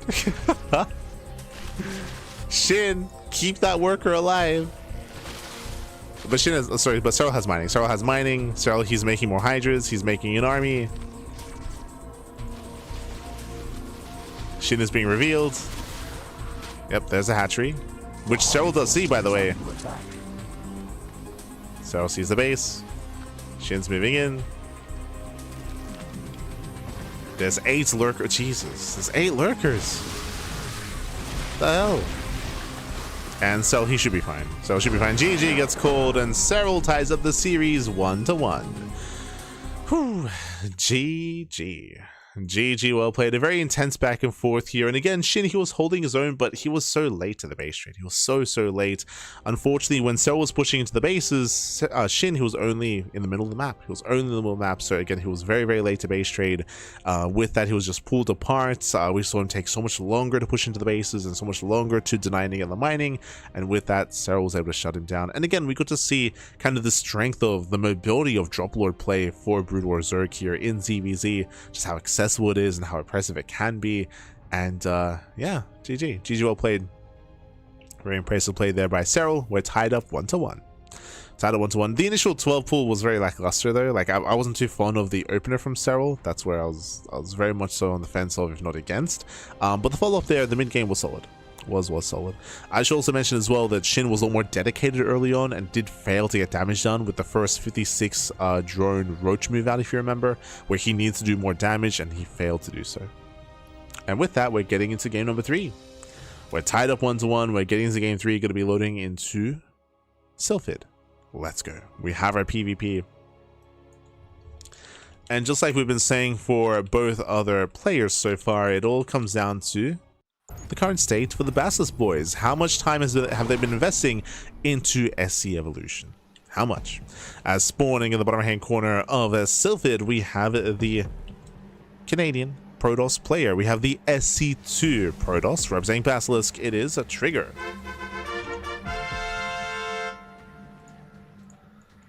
And spawning in the top side of Sylphid, we have the Broodwar, the Broodwar Protoss himself. The South Green Protoss representing Team CRHB. It is a classic.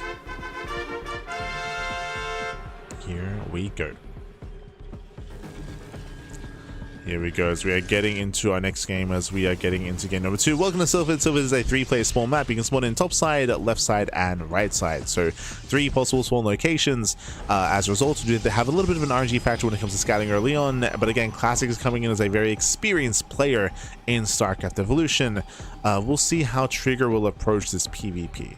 We'll see. Like, one-way all-ins and proxies are still very prevalent in PvP in this matchup. But again, I don't know how much experience Trigger really has with this.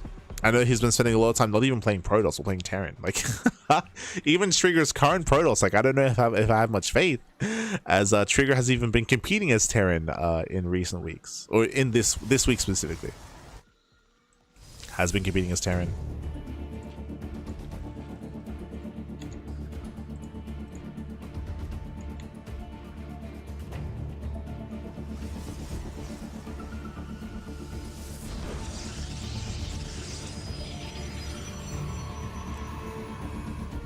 Otherwise, we are just going to be opening up.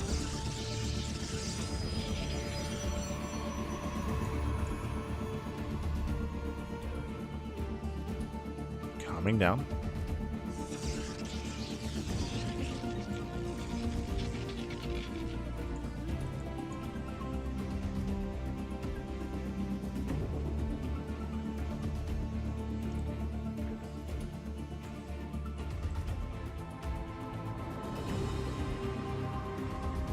And as we open up, we are going to be getting to our take of choice. We'll see if Trigger just goes for a... Oh, never mind. I was going to say a Twilight Council opener, but no. Stargate opener here by Trigger. Classic, he has yet to confirm, but oh, he will. Yeah, it does come with the take of choice. Does come with the Stargate. With this, Trigger looking to harass with Oracle play, get some vision, get some scouting. But this does mean that the ground-based army, the Dragoon-based setup here from Classic is going to be that much stronger. Dragoon range is now on the way. Building up his Dragoon accounts. Hello. Classic does veer off. Hides his probe.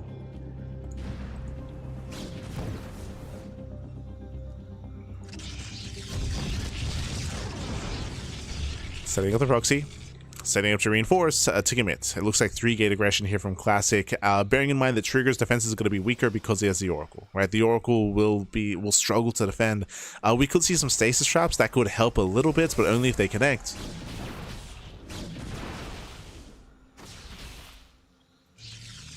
Yes, here comes the gates. Here come the Dragoons. They're coming.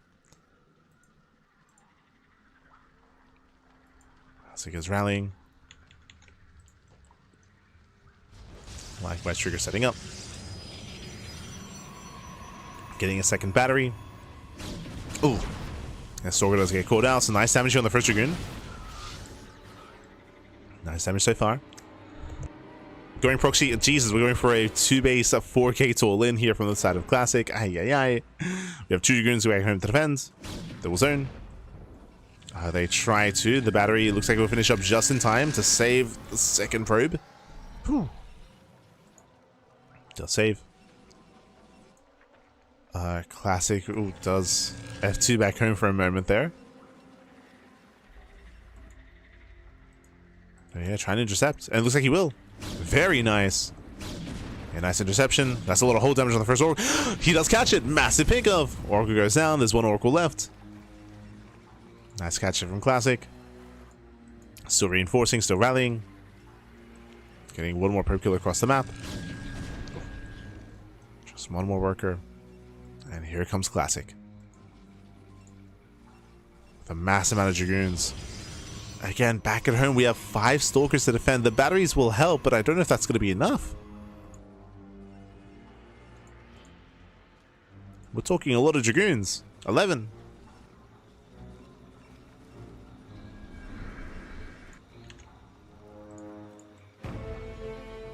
And here he comes. The massive amount of Dragoons are moving in.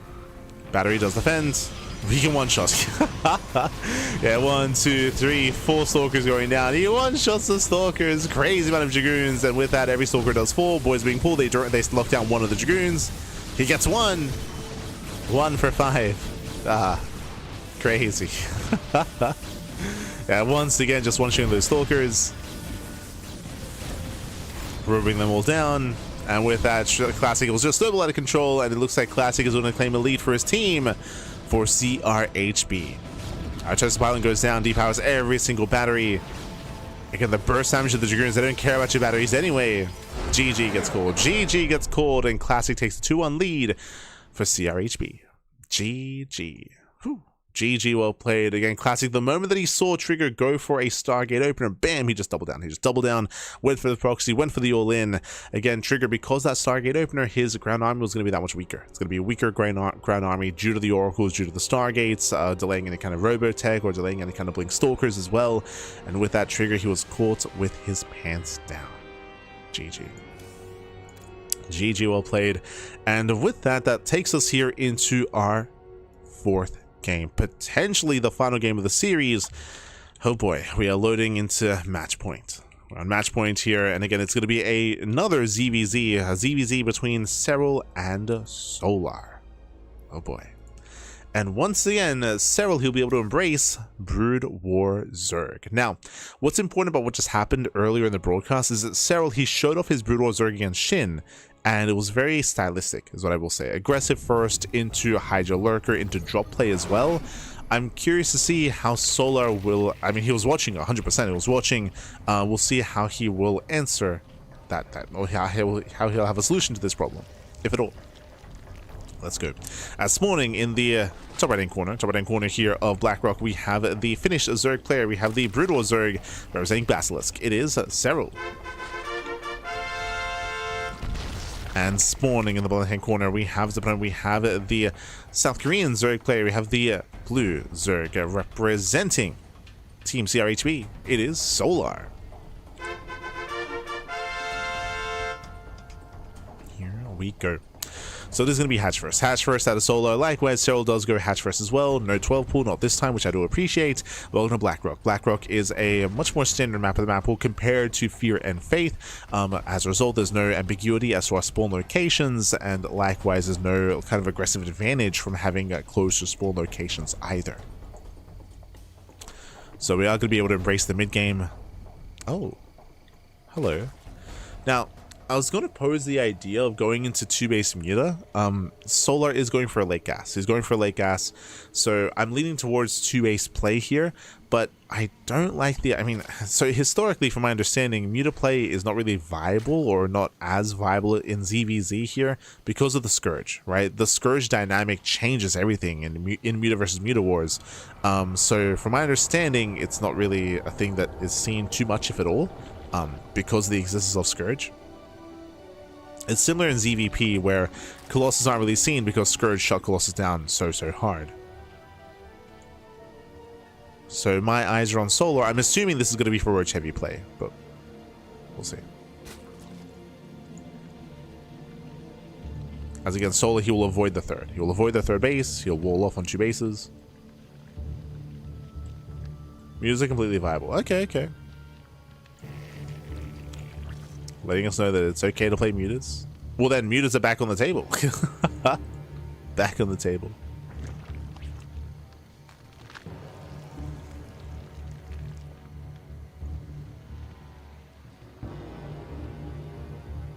I'm gonna have to take Hyper One's word for it, just because that's the dynamic that we haven't seen in ZVZ. I'll assume he has some ladder replays. True, true. Would assume. As we have our lair on the way here for Serral.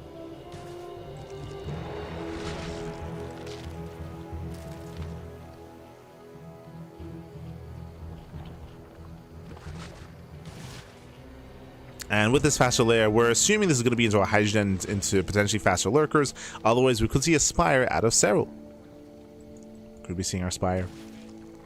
Oh, Solar still does get into delayed link speed. Interesting. So later link speed here from Solar will claim his third. Does confirm, of course, 2-base play. I don't really know if there's really a place for link speed here. So again, Solar just being a little bit safe. Just being safer. Scattering across the map. Still no hydrogen. Shows the Spire. Shows the meters.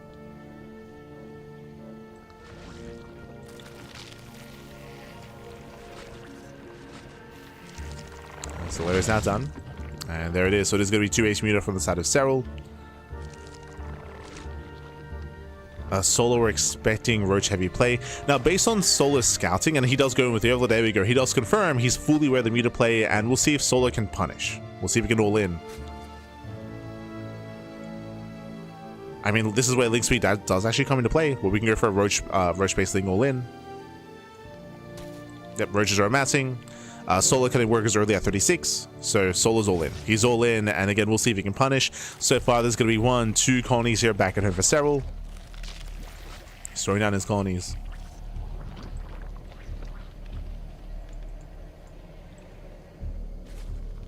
And we're going to need more than this. Serral has yet to fully confirm. He did just see the lower worker count, so he's somewhat aware of the low economy here from his opponent. Lings that do slip in ahead of time. Catching out some reinforcing lings, not bad. Before link speed. Yeah, better trade here for Solar. Cleans up the lings. Moves into the mineral line. Drones are being disrupted. And here comes that all in. Roaches, lings, Ravagers are all flooding across the map. And Serral's in trouble. He's in trouble.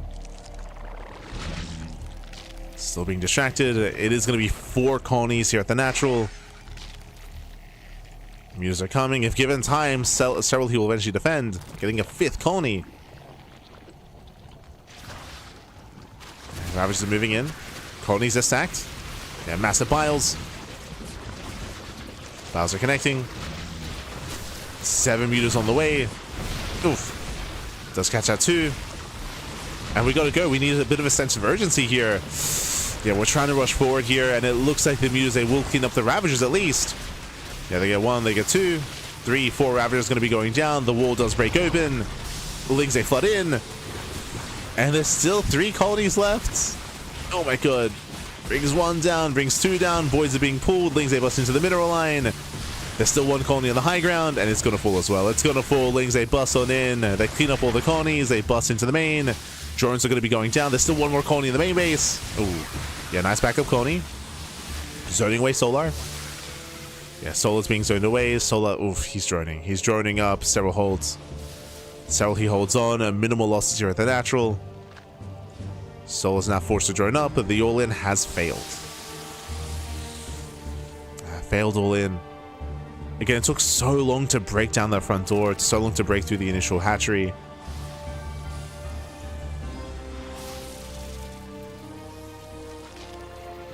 Solar, he's not really set up defensively. He's getting queens, getting spores. Droning up. And what I do like out of Serral is he's switching into Hydras. He's going for the Hydra switch. He's switching his tech out of pure muta. Lings is still harassing. And again, Soul's just in a rough position here. Trying to saturate.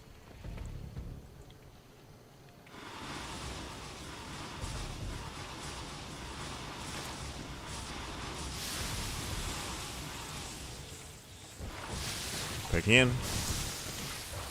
Catching out 3 more drones. Yo, is Soul gonna live up to his name? Is he gonna... Oh no. Not like this. This is where I need Crank to tell us some stories about you. Oh no. About Solar. As we as they catch out more of the overlords. 5 more drones going down. 3 overlords as well. Very nice pickups. Again, we have our lurker tech behind this.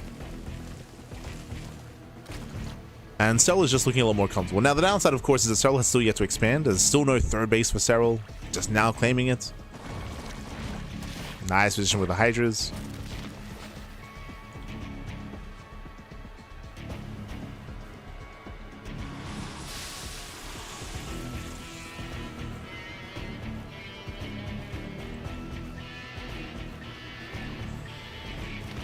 Do you see what I see? I see Vengeful Sacks. Vengeful Sacks on the way. Sorry, Numerous has Carapace on the way. Into Vengeful Sacks. Into Lurker Drops once again. We're kind of making our way to the same kind of mid-game that we saw out of Serral last time. And Solar can't really stop it.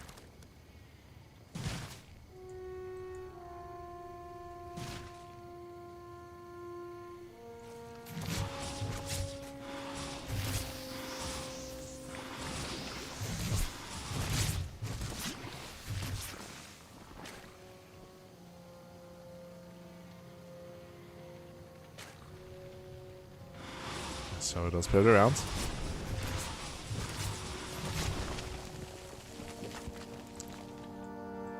Lurkers are moving in. And the army does commit. And again, there's no good answer here for the Lurkers. I believe there are zero Ravagers? Yeah, 0 Ravagers. Lurkers, they burrow. Solar trying to move in, trying to get on top of the Lurkers. But he cannot. He cannot. Again, he's just being zoned away. Now we finally see some Ravagers. But again, Soul just being outscaled. He's just being outscaled. The Lunkers, they snowball out of control. They break the expansion. Third base goes down. At the same time, there's a bit of... there's no run by. Just one Zergling. Just scouting. And with that, we're looking to force the ace match. We're looking to force game 5. As Lurkers, they burrow. So keeps pushing. Down 7 workers. And again, there's just no easy way here to deal with the Lurkers. Like, there's no answer here. So many roaches go down. They try to push forward. They get punished as they get within range. GG gets called, and Serral ties up the series. We are going to the ace match. Whew, GG. GG, well played. We're going for the ace match. Again, Solo, I don't blame him for his build. He was able to scout, confirm that it was going to be 2-base meter. He went for the all-in, but there were 5 colonies backing him to defend. And again, it took a long time for Solo to break down that front door to push into the bases. He eventually killed all the colonies, but he did not do anywhere near enough economic damage. He killed a handful of workers. Shout out to the backup sunken colony in the main base mineral line. So Serral, he was ready for the position where he would be forced to pull back to his main. He was ready for it, and he did shut down the aggression. Shut down the all-in. GG. GG, well played. With that, Serral, he will tie up the series. Now we're going to the ace match, and the question becomes, who will be our ace players? Who will it be? Now, based off of Trigger's performance earlier, I feel like it has to be Reynor. Reynor, I feel like he is the clear choice for the ace match, and because Reynor is the obvious choice, this is where we can snipe, right? This is where CRHB, they're a team of ace players. Shin, Solar, herO, Classic, like all of these guys can bring down Serral and Reynor. So it's one of those things where we can kind of like pick and choose and discuss amongst the team, who do we think would be best against Reynor, making a strong assumption that he's going to be sent out first for the ace match. So assuming that Reynor's the ace player, this is where we can kind of pick and choose between Classic and herO. herO did defeat Reynor earlier, so herO might be feeling confident about a rematch. Likewise, Classic has some killer PvZ as well. Let's find out. Coming into the ace match here, no surprise, it is going to be Reynor. So Reynor, he is the ace player for Basilisk, as we had assumed. But who's going to bring him down? Not herO. So herO doesn't come out for the rematch. It is going to be Classic. Okay. Classic up happy. So Classic does come out to snipe him. We'll see if he can.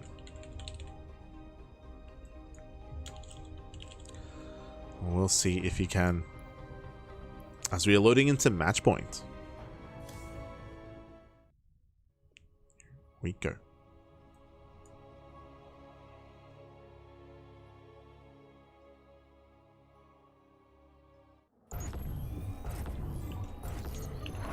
As we're getting to the ace matches, we're getting into game number 5.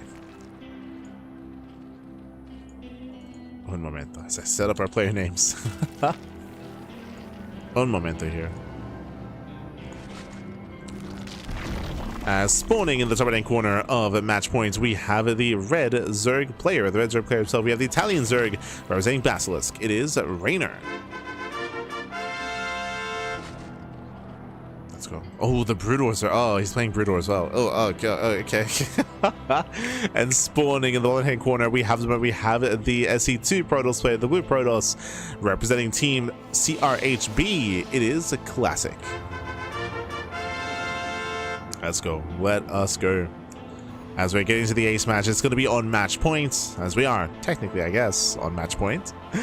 And again, we'll see if Reynor has any experience in Brood War. Again, he at least saw his teammate play, right? He saw Serral play, so he's somewhat aware as to what Serral can bring to the table.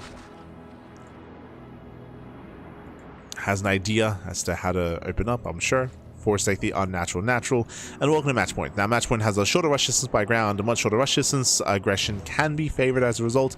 I say that due to the terrain and due to some of the high ground, we have seen some solid defensive play here on this map to force some mid game. I would say we've had so far the best games of the year, even on match point. We'll see if that trend continues though as we get into our ace match. Let's go.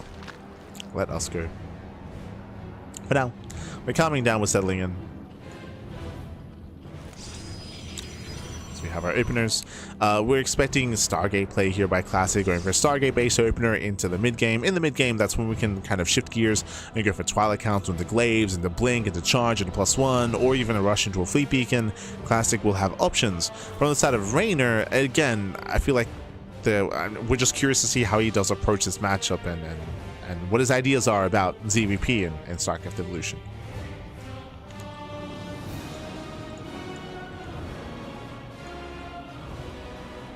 Where's his head at? Okay. Sure. Macro hatchery walling off.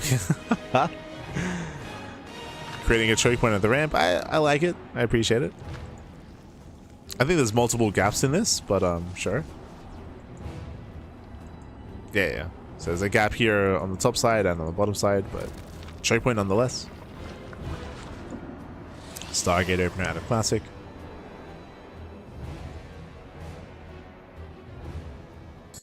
And we are going Hydra from the side of Reynor.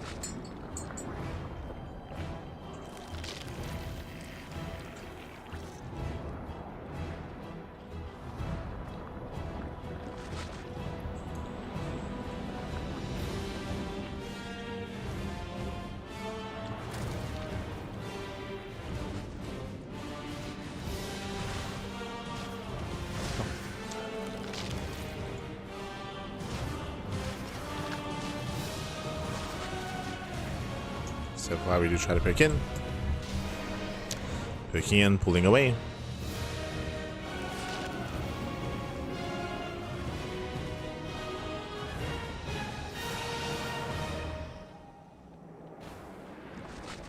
Classic shades into the middle line. Nothing major here, just catching out 2 drones. Nice pickoff. Nice start for Classic. Not quite getting a third. So 2 drone kills. Pulling away. Behind this, still waiting for the tech of choice. We do have a gateway explosion here on 2 bases. Interesting. So we do have our initial 3 gate setup. Still no Twilight Council.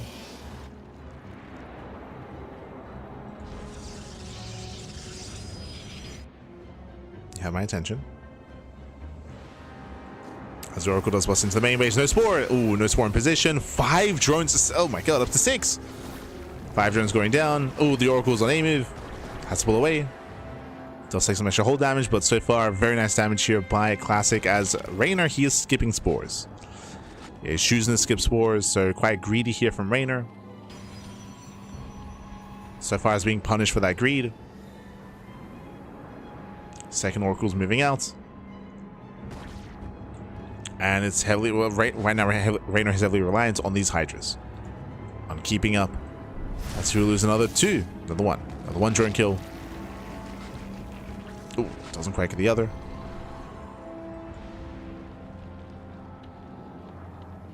Reynor's being kept busy. Still no tech? Like, I'm a little bit confused here. Like, it looks, yeah, Classic is getting ready to defend against an all-in, and all-in that's not coming. Reynor's droning. So a big misread here from Classic. Now that it makes sense why the tech is late and why we had so many gateways early on. Like, Classic, he was hard reading this like an all-in.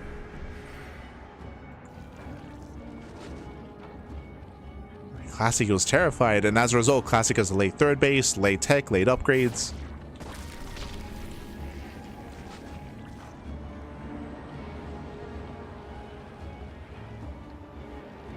So Classic has a ways to go. Likewise, Lair just now starting here for Reynor. I mean, Reynor's third base was late, so I would imagine that's partially why Classic was afraid of an all-in. Just late third expansion and short rush distance by ground.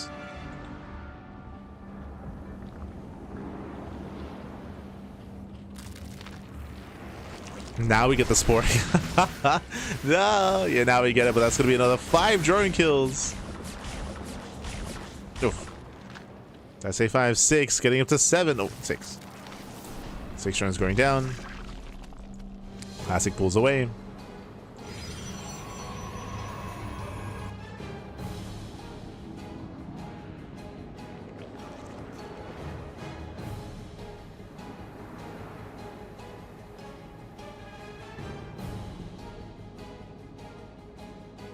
Classic, he pokes in, pulls away. Likewise, third base not being taken. Lurker taking the horizon here for Reynor. Getting into lunkers. Again, taking up. Reynor slowly taking up, but again, the drone count has still been very much so lacking here for Reynor. Third base getting up for Classic, despite the later third base, because Reynor's third was also so late. Classic's able to keep up. He's keeping up, if not in a better position. Building up his Storm, building up his Templar. And Reynor still has a ways to go. No support at the natural, by the way. Bear that in mind. No support in the main either. Well, oh god. We just kill drones. I don't think Classic realized he just do whatever he wants. There we go, 3, 4 drones going down. Again, still finally we get a spore here. It's brutal just because Reynor, ideally, he wanted to try to keep up with Hydras and get away with skipping spores, and he got punished for it. The reality is he got punished for it. Still no spore here at the natural. Classic's just found so much damage so far. Hoping that Reynor remembers to morph in his spore colony. Hoping that happens. Here comes the main army, though. Main army's moving in. Oracles, they head for the main once again. There's an opening. Going for the stasis, playing it safe. Classic pulls away. Here come the storms. And Classic has the high ground. It does have the high ground. Oof. Storm lands. Softening up one of the lurkers. There's how many? There's 3 lurkers. 3 lurkers in total. Storm in the mineral line. Ooh. Yeah, Storm on the Hydras as well. Massive storm. Catching up more Hydras. That's 4 drone kills. And Classic trades well. He trades well. Doesn't really lose much of anything. Pulls away, rotates, reinforces. Behind this, switching into Robo. Second Robo, double Colossal production on the horizon. We spoke earlier about Scourge play and how that can shut down Colossi, but at the moment, Reynor has been struggling, right? Reynor is behind. He's far behind. He's been bullied the entire game just by these Oracles. These Oracles have just torn him apart. And the Oracles are still not done. Ooh, going for the stasis. Once again, we could just kill, but just going for the stasis. Playing a safe. 1 Oracle finally falls.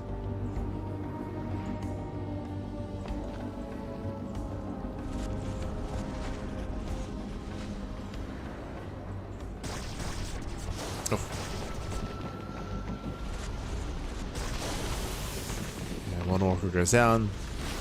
Storm of the lurkers. Things else didn't quite get in. Massive storm though. Oh my god, another 4. Another 4 drone kills. The drones were stacking. And again, this position specifically is brutal. The fact that there's high ground right next to the mineral line. Oof. Like because of that, you have to fight for that high ground. Now Reynor's moving out. Trying to at least. Storm zones him away. Zealous into the main base. More drones going to be going down. Reynor's out of position. Critical damage.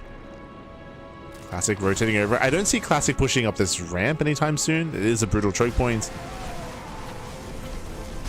Pokes in. He's going for it? Yeah, calm down. Calm down, Classic. Calm down.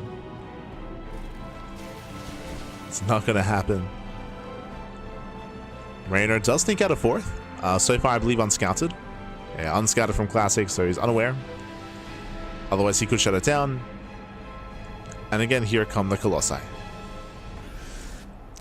Now, traditionally, Colossus aren't really that good against lurkers, but that's in SE2. In Brood War, in Sarketh Illusion, nice catch on the Prism. But in Sarketh Illusion, the lurkers have much shorter range, and they're being shut down. They're being caught out here. 4 lurkers go down instantly. Oh my god. Once again, Reynor out of position. Pants were down. Lurkers are harassed on the south side. But the main army for Classic is terrifying. He's almost maxed. He's almost maxed out. Oracles, they defend. Lurkers, they lead the charge, which means they're exposed.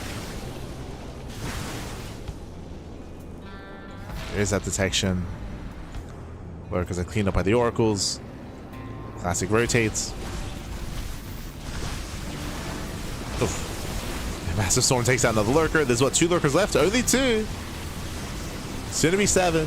Oh my god, Massive Storm down to 1, down to 0. We just finished morphing them in. 5 more Lurkers.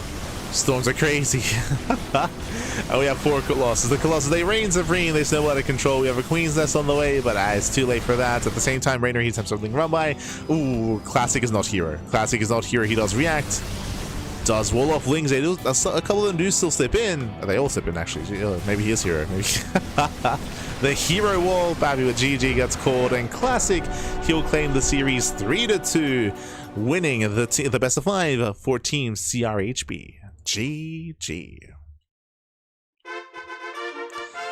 GG, well played. CRHB, Classic, Rock, herO, and Shin. They will claim the series just barely over Basilisk. GG. GG, well played. Again, it was an intense dynamic back and forth. When it came to that last game, Reynor, it isn't just that he was trying to defend and get away with a lack of spores, but it was also the fact that he was forced to take the unnatural natural. So rotating in between his bases was even more difficult because it was so spread out and so far apart. So because of the opener, it meant that this style that Reynor was going for, by skipping spores, was punished even more. We saw so many drones go down throughout the course of that game due to Oracle harass. He was punished. At the end of the day, he finally decided to accept his fate and get his spores, but by then damage was already done. Didn't even have his spores morphed in. He only had regular colonies in the main base and in the natural, so even then just still more damage being done and was torn apart. As a result, Reynor, he never really got to get into his own game. We did notice that Classic was overreacting at some points. It was maybe being a little bit inefficient and maybe misreading the game state, but it was fine. Like, he still had control of the game itself, still was harassing, gaining map control, and bullying Reynor. GG. GG, well played, and with that, Classic will claim the series. As you can see here, herO initially took down Reynor in the initial best of 1. We had Serral bounce back, specifically in the ZVZs, and honestly, Serral was looking very, very strong, very competent in those ZVZs against both Shin and against Solar as well. We had Classic taking down Trigger, and then Classic taking down Reynor in the end. Again, the Protoss players carrying for Team CRHB, but I would also say that Serral had some impeccable ZVZ against both Shin and Solar. I'm sure they would have had more success against other opponents. What I'm most curious by, though, is I want to see Serral against a Protoss or a Terran. I want to see his Brood War Zerg against Terran and Protoss as well. I want to see how he does approach those matchups. Otherwise, GG. GG, well played. Congratulations. With that, that is going to be CRHB claiming the series, and we have 1 best of 5 remaining in this Team League match. We will continue with CRHB. Up next, we're going to be jumping into our final best of 5. It is going to be a best of 5 between Team Liquid and CRHB. Oh boy. Here we go. Un momento. So we're going to be going on a short break. When we come back, we'll have that final best of 5 of the broadcast. See you soon after the break.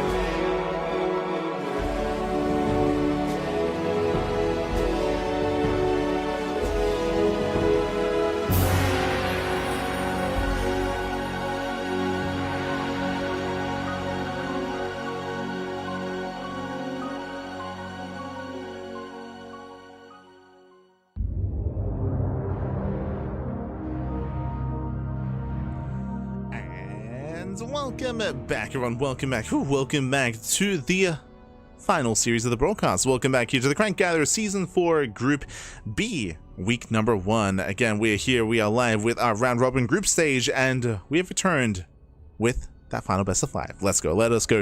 Again, CRHB, in my mind, they are the strongest team in the league, but they did just take down Bastos. It was very close to go down. They bring them down 3-2. We'll see how they compare to Team Liquid. Let's go. As we can catch up on the lineup, we can catch up on all of our players. Vamonos, papi, vamonos. As you can see here, we have our lineups for Team CRHB. We have Shin. We have, oh, sorry, my apologies. I actually have not set this up. Have I? Yeah. Hold on. How do we... Well, they're all jumbled up. Wait, what? Oh, sorry. It's the other way around. Okay, we're good. I'll do this. Ha. The first member was incorrect. There we go. Beautiful. Okay, so it is going to be Shin. It is going to be Shin versus a laser in that first once we're getting a lot of ZVZs today. We're getting a lot of ZVZs in today's broadcast. As the ZVZs, they will continue. Likewise, we're going to then follow that up with a Clem versus herO in a TVP, a very classic matchup, but it is going to be in StarCraft Evolution, so it's going to be a bit of a different dynamic, of course. Followed by Kira versus Solar in a TVZ, and then we finish with Skilless versus Classic in a PvP. Finally, Skilless gets to play. He was not a part of the previous Team League matchup, and now he is. I'm excited to get to something to keep the action. Let's go, baby, let's go. Up first, though, we do have our mirror matchup. We have our ZVZ to kick things up between Laser and Shin. Let's go. Shin, of course, he just experienced his own ZVZ versus Serral, where Serral was able to pop off with said lurker drop play. I wonder if Shin was inspired, and if Shin will attempt to emulate that, depending on whether or not he spawns in as Brood or Zerg. Let's find out. Brood War SC2 are spawning in the top right-hand corner of Washouts. We have the Brood War Zerg player. We have the Polish Zerg representing Team Liquid. It is a laser. And spawning in the bottom left-hand corner, we have his opponents. We have the South Korean Zerg player, the SC2 Zerg representing Team CRHB. It is Shin. He puts the B in CRHB. Let's go. Let us go. As once again, Shin is going to be playing SC2 Zerg, and we're going to be opening up pool first. Oh, okay. 14 pool out of Shin. If a laser was going for a 12 pool, for example, Shin could shut that down. Regardless, Shin does have early game aggression available to him. Meanwhile, laser going hatch first back at home. Okay. We are mixing things up here. Mixing up our openers. Vamonos. Names? Oh, my apologies. There we go. Fixing up the player names. So we're getting into our ZVZ. Again, Reynor was competing earlier, so I do apologize.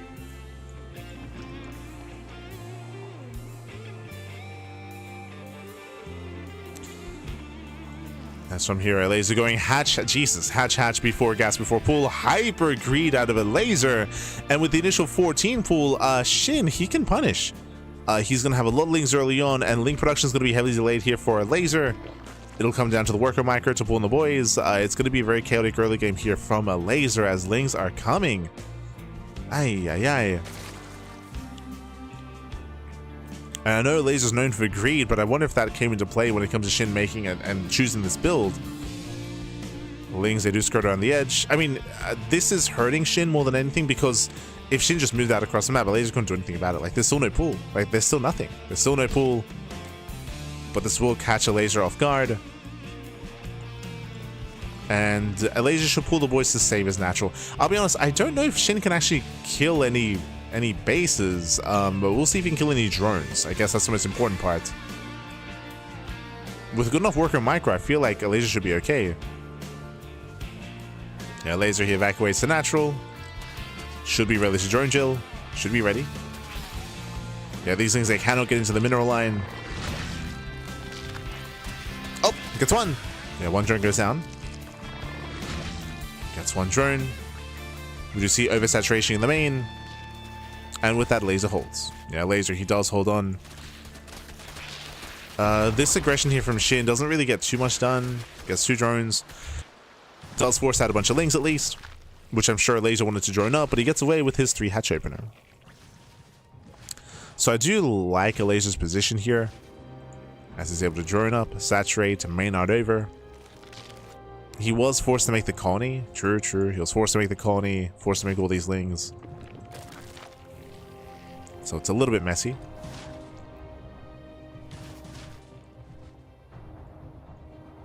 But Laser now has excess larva and, again, plenty of production. Plenty of production, plenty of saturation.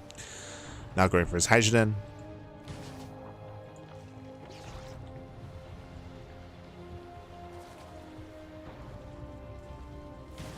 And we'll see where Shin will take us.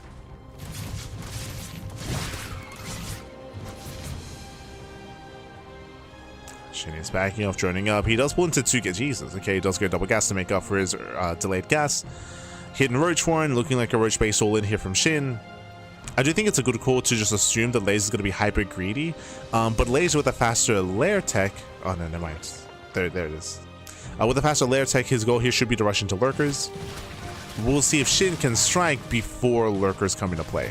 Remember, link speed is also very abnormal here for Shin, so it's going to be a Roach Ling all in. This is looking actually very similar to what Solar did against Serral in their game, when Serral tried to go 2-base muta. It's looking very similar. So Shin cutting works at 33. 33 drones, no 3rd base. It's all or nothing for Shin. He's about to send it.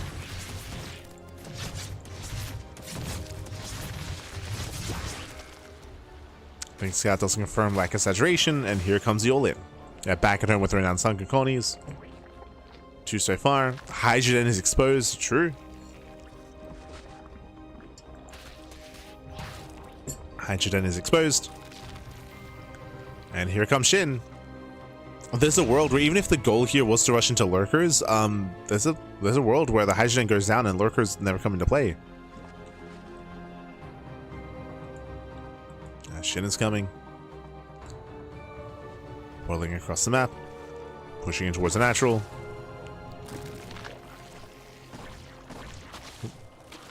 And catching out some free hydras. Oh, not quite. But it's going to be 3 colonies.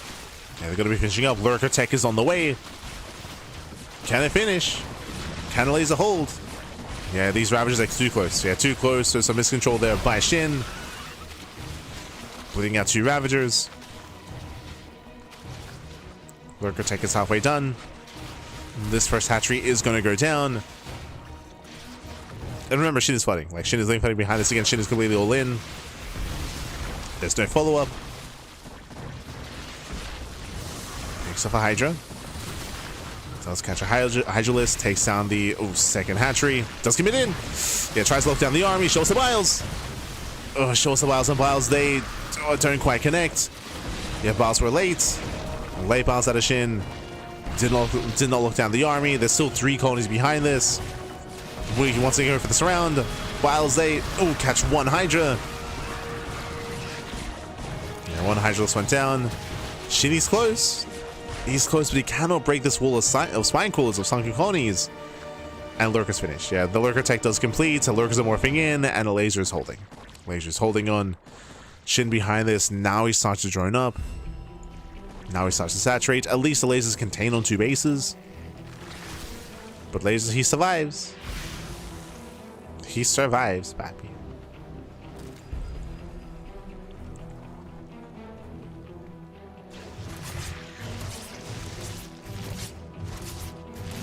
Behind this, Laser going for Overlord speed.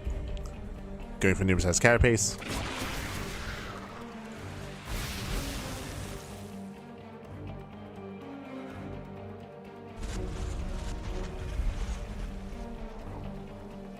Lurkers are setting up.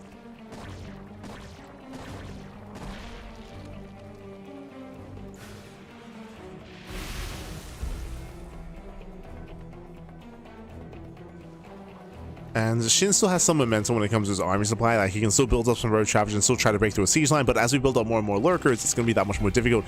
What upgrade is that? What the...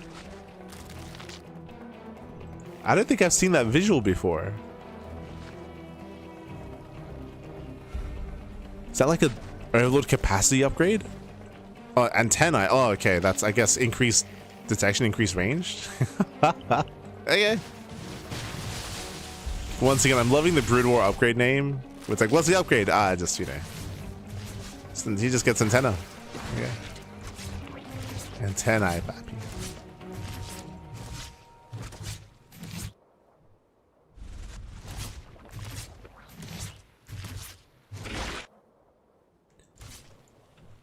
That's from here. Shin trying to take up into his own lurker tech. Hydrogen is on the way. We'll see if he can make it though. Can he survive into lurkers? Here comes a laser. He's breaking out. He's breaking out across the map. Has a bigger power spike, of course, as lurkers already online. Laser rotating around. Shin out of position. Looks they're moving in. Jesus, they do borrow. Pushing into the bases. Shin tries to engage, pushing into lurkers, and the biles they will connect. Nice biles. Oh my god. Yeah, catching out 2 lurkers. There's 2 lurkers left. And it looks like Shin, he's barely holding on here. There's 1 lurker remaining. Oh, another one further back. Oof. And Shin holds. Shin, he's holding on. Cleans up the majority of the lurkers. Breaks through the hydras. And remember, Shin, he does have his own hydra tech on the horizon here. It's coming.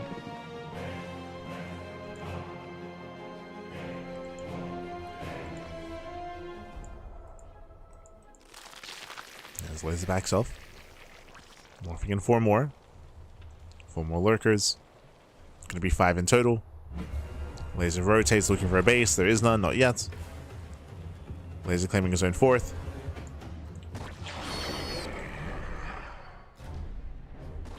Let's move in.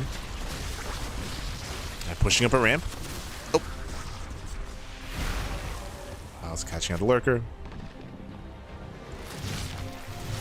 Wings they move in. And moving into the bases here, catching out 1, 2, 3 drones distracting Shin at the same time. Here come the lurkers. Pushing up the ramp. They're trying to at least. Yeah, they're trying to push up. They're gaining some ground. The drones are falling. Oh. Drones are falling. So only 6 workers, and Laser's throwing away a lot of lurkers doing this.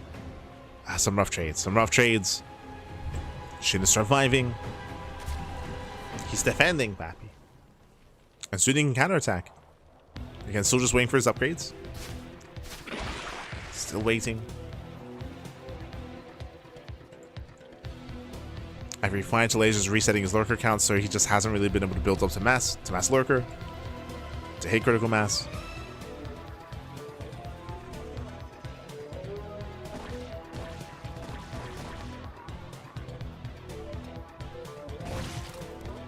And I'm waiting for Shin's kind of breakout moment.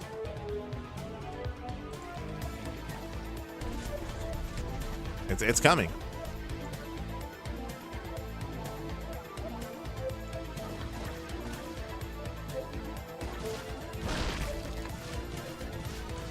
Running some more hydras. The temps are on by. Oh. That's catching the Overlord.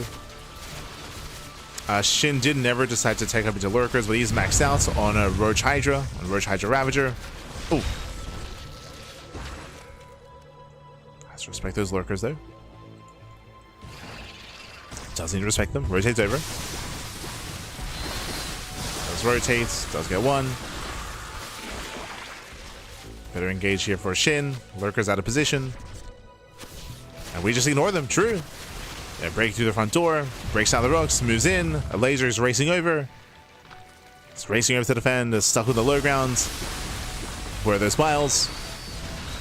Oof. Catching out a lurker. And again a better concave. Better concave here for Shin. Punishing the army. Again, the laser. He was out of position, pushing up a ramp. Ay, ay, ay. And Shin's doing it. Shin is doing it. How many? There are 5 lurkers left, so now trying to move in. Oh, down to 4. Down to 4 lurkers. Again, trying to scuttle forward. Laser does hold. He's holding on at the same time, tries to harass this. That fourth lurker, I was curious. It's like, there's four. Where's the fourth one? It's across the map. Laser surviving.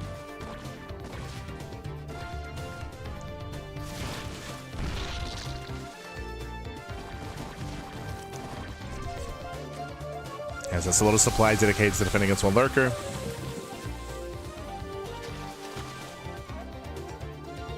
Again, Shin choosing never to get into his own. Choosing not to. There are no Ravagers left. It's going to be a head-on fight instead into massive amount of lurkers. And detection's available. 1, 2 lurkers going to be going down. Shin just trying to brute force it. He does brute force his way through. Jesus. Oh my god. That's something you never see in SE2. Just because the strength of the lurker is a little bit more powerful there. Here, Shin just rushes through the lurkers. Aggressive lurker goes down. Shin goes across. This time, 0 lurkers left for a laser. Don't have any. And Shin overwhelms. He overwhelms. Again, we assumed that he was going to break a laser earlier, but now he finally has arrived. That takes out the expansion. Cleaning up the remaining army. And without lurkers, there is no defense. There is no defense. GG gets cold, and Shin takes game number 1 for Team CRHB. GG. Whew. GG, well played. We'll take a lead here for the team. And again, it was very intense back and forth. I was very impressed with the lasers surviving against the first all-in. If you remember, Shin went for the all-in initially to break the natural. The all-in failed, and the laser was able to build up to lurkers. It was very aggressive, never quite maxed out, never hit critical mass because he was being so active himself, and he barely would not have enough. Just barely wouldn't have enough in the end. Shin, he held on, he survived, got into his own Hydra tech, and snowballed out of control. GG. GG, well played. With that, Shin takes the lead, and we'll see if CRHB can keep up this momentum as we are going to be loading into match point for game 2, unfortunately. Is going to be for game number 2, and curious to see how this dynamic unfolds as we are getting into a TVP between Clem and herO. herO playing Brood War Protoss, Clem playing SC2 Terran. Now Clem, he was caught off guard by Blask earlier in the broadcast by a massive lurker all-in. Meanwhile, again, Clem, he's very inexperienced when it comes to StarCraft Evolution. I'm curious to see how he will handle Brood War Protoss. As in the top right hand corner of match points, we do have the South Green Protoss player. We have the blue Protoss, the Brood War Protoss. For Team CRHB, it is herO.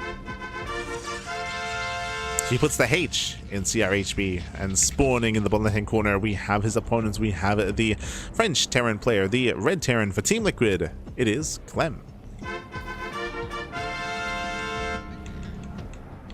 Let's go. Let us go.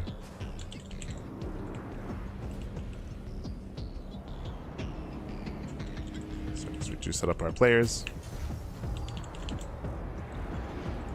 Beautiful. So we have our series. From here, we're going to be opening up. And again, thankfully, at least Clem, he can embrace his own SE2 Terran side of things. So this will be Clem at his best in StarCraft Evolution.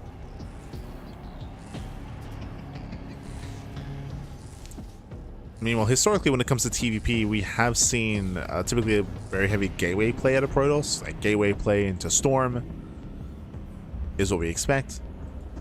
But it's also been a while since we've embraced too much TVP. We'll see if herO does go Stargate, for example, or even going to Robo Reaver play, which I believe we've seen a bit of a downswing in performance.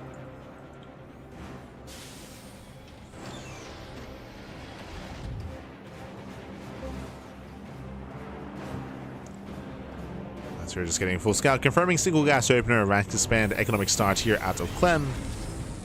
I should also mention, welcome to Match Point. Match Point is a interesting map in the map pool. Very short rush distance by ground. It does have a high ground coming in towards the natural and third base, but there is this high ground position here just outside of the third, and it can be a brutal position to defend here. I should say the aggressing player has a massive advantage to push into the mineral line and to punish this expansion. for whoever does have map control. This applies to like a Protoss army with Storm or with the Terran army with tanks and siege lines. So we'll see.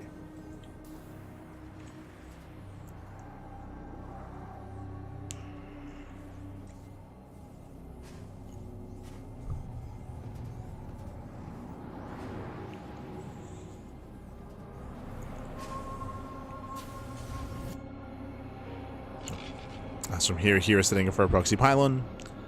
Are we just going to send it with like, some gateway aggression? Like, bearing in mind, warpins don't exist. If we're going for a proxy pylon, we're going for gateways. We saw something very similar out of Classic, if you recall, in Classic series, where he went for a 2-base 4-gate all-in against Trigger.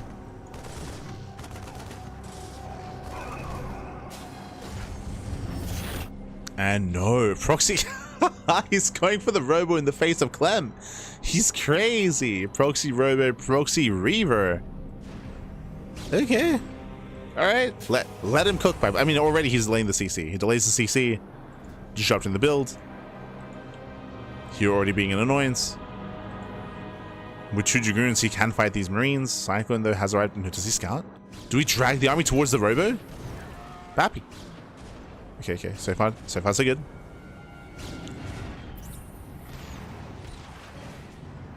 Yeah, Lochen is broken. herO dancing with the units. The robo has not been revealed. Not yet. There's the Bay. The Bay is coming. The Reavers are on the horizon. It does take a little bit longer to get Reavers up. To get those Reavers, to get the shuttle. It does take longer. Likewise, we've got to respect that Cyclone. Lochen on the shuttle would be detrimental. Oh, he wants it. He can 2-shot. Oh. Yeah, he does get 1 volley each. Catching out the Marine. Can he get the Cyclone? Can he? Lochens are brutal. Yeah, Lochens are brutal. Once again, though, they are broken. Cyclone's getting low. But we can see that they can get 2-shot by these Dragoons. Reaver's coming. No shuttle. Just a Reaver gonna be crawling in. Ooh. Volley goes off. Gets 1. But we trade. Yeah, we trade. Dragoon's gonna be falling. Some messy trades here, but the Cyclone does get caught. Whew, that was how many? That was 1 Dragoon for 2 Cyclones, but the Dragoons are very low. They're very low. And again, it's all or nothing for herO. Reaver's coming in. There's going to be 2 Cyclones to defend. That's it, though.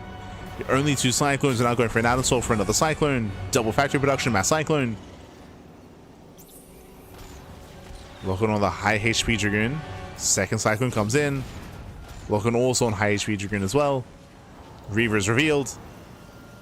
The Reaver does own. Up! Oh my god, massive connection. Jesus, a massive shot goes off. Oof. And in the end, one of the Cyclones falls. No. And Reaver shot in the middle line, 14 SCV kills, and here he's popping off. He breaks the natural. Cyclone is barely standing. And Reaver does try to zone away. Oh, he gets 1. Oh my god, it does trade though. Yeah, Reaver goes down. And the Cyclones are holding. The Cyclones are trying to hold on, but this is still critical economic damage. Remember that herO, he's on a 2-base economy, and GG gets called, and herO, he will take a 2-0 lead for CRHB. GG. GG, well played. It's herO having fun here, going proxy, robo proxy, Reaver catching Clem with his pants down. Again, it was quite dicey actually, whether or not Clem would be able to scout that robo, but in the end, so far, we had very nice control, of course, with the Dragoons from herO, able to break those Lochons, pick off a couple of Cyclones early on. Remember, he killed 2 Cyclones for 1 Dragoon. Very, very important setup there, and with that, herO did overwhelm. GG, well played. With that, herO does take game number 2, and now we're getting into game number 3. Oh boy. Now, this is where Team Liquid can begin the comeback. Team Liquid, they're about to send out their ace player. It is going to be Cure. He's going to be sent out here for Team Liquid. Meanwhile, Solar for CRHB, it's going to be a TVZ. TVZ on Polopoid. Oh boy.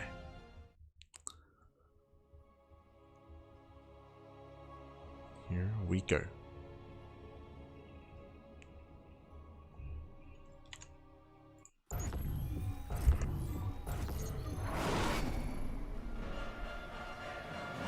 As spawning in the top right hand corner of bottom right hand corner, we have the blue Zerg player. We have the South Korean Zerg. The SC2 Zerg representing CRHB. He puts the B. Sorry, he puts the R. He puts the R in CRHB. It is Solar.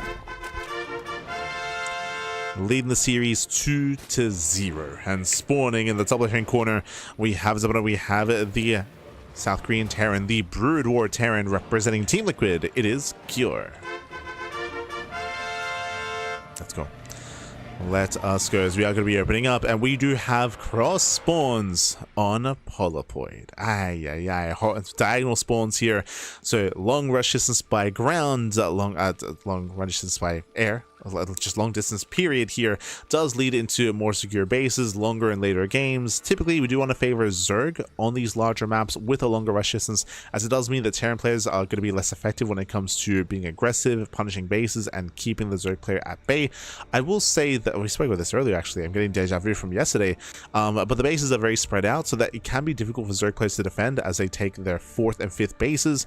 But I will say that drop play is a little bit less accessible for Cure. We'll see if he plays mech. If he goes into Massive Ultra, eyes are going to be on Cure. So far, going 3-Rack Stim. 3-Rack Stim, that is the go-to. I will say, though, that again, because of the spawn locations, this is going to be weaker, and this should not get much done. Shouldn't get much damage done. And once again, welcome to Polypoid. Now, Polypoid is an interesting map in the map pool. Has really quirky terrain. It's very unique. It's very, very unique. We do have the triangular third, which is like a thin strip of high ground. Like it's so open. Like this triangular third base is so open, so exposed. We've seen many players struggle to defend this location. There is the high ground advantage, true, but it's because it's so wide, very easily your opponent can get onto the high ground as well, right? They can get onto the same plane of elevation as yourself, so it's not as effective. Likewise, this area here in between the bases, this area here I should say, is also very abusable, especially with Solar, for example, expanding here on the left hand side. For an army to come in from the high ground, from this massive ramp, and engage onto low ground, like we've seen many a player successfully be aggressive and break this defensive position time and time again. But those are usually on closer spawns. With cross spawns, that may not come into play. As Cure does scouts up bottom left, confirming that Solo is nowhere to be found. Getting into Stim, getting into our bio. Cure has now confirmed that it is going to be diagonal spawn locations. Likewise, Solar finds Cure.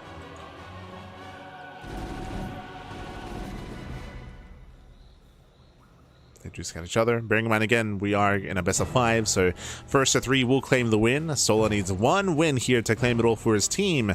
Meanwhile, regardless of score, even if Solar does win this game, we will still play out Game 4. Game 4 will be played regardless of score, so Classic versus Skillless will still take place after this game.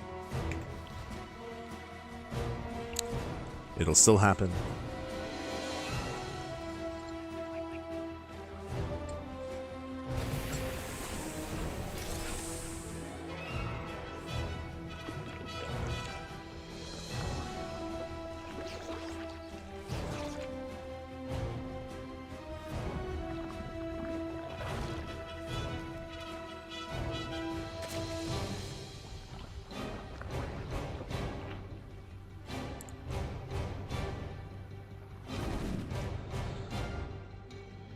So again, from here we are just opening up. Solar claiming his third. It's going to be an early, never mind. It's going to be a very early Roach run out of Solar, actually. Because of this, the goal isn't just to shut down the push, but also, never mind. I was going to say counterattack, but Solar is droning. He might just be hoping to force an overreaction. He's going for the Roach defense. And Cure doesn't even move out. Oh, just waiting for reinforcements. Okay. Waiting for those reinforcements. Cure is unaware whether it's going to be a Ling Bane defense or a Roach defense. We'll scan. And we'll catch the Overlord. Oh, just barely. Overlord does go down.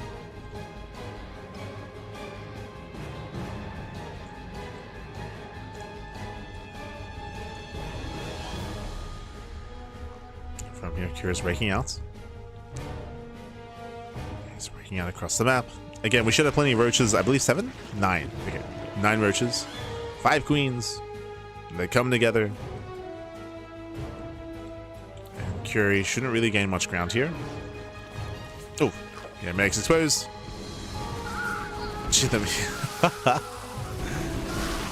So does own that back.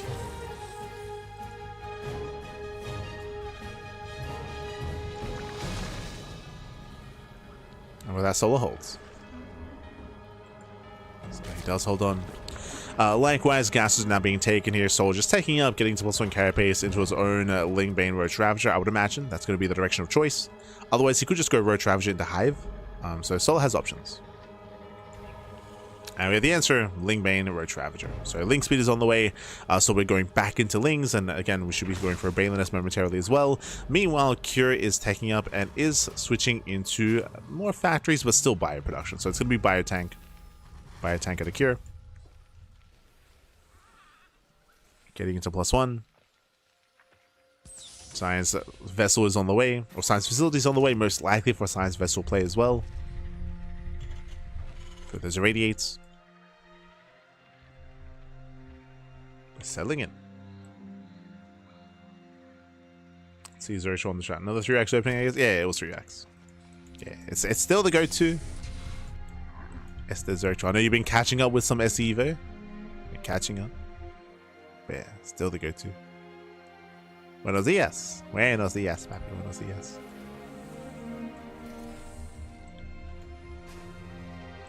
As there we go, Radiate is being researched, Science Vessels are amassing. Solo will scout, will confirm, he will see all the text, so he's fully aware of the production of Science Vessels. And here comes out Lingbane Roach Ravager. Now, the way this works here is that we're building up Lingbane Roach Ravager initially, and then the end goal is going to be Hive Tech and Ultras. It's going to be Hive Tech Ultras. Let's get into the main, does not see much. So, nothing to see. Kira's not fully aware yet. We're getting some safety infestors. Getting rid of those fungal growths, microbial shrouds. Likewise, Hive is now begun. We spoke about it earlier. This is the end goal here. Hive into Ultras. That's where Solo wants to be. He's getting there, and because of the spawn locations, it is easier to do so. Now, Kira behind this is getting his 3rd CC. 3rd CC is now going to be on the way. Kira is now moving out. He does have a massive bio army, and we'll see what Kira can get done, as he can't just leave Solo alone. For now though, yeah, Cure, he's slowly sieging up. We spoke about it earlier, but this is a very open expansion. Very open. Again, this base is still crazy on Polo Point. Like I said, it's crazy. And my apologies, I assumed it was going to be for Ultra Tech, but no, that is a Hydroden. Solar. By going for a Hydroden here, it looks like we might not be going Ultras, we might be going into Lurkers instead. Interesting. As if the goal was Ultra Tech, you would just skip this. There's no need to spend gas on a Hydroden and on Hydra upgrades. There would be no need. The Hive will at least provide Vipers for sure. I guess it's possible that rushing into Ultras makes less sense against Brood or Terran because of Irradiate, especially upon scouting the faster Irradiate as well. True. Because Ultras are just Irradiate targets. So Solo, he might just not feel comfortable going Ultra against a heavier vessel style.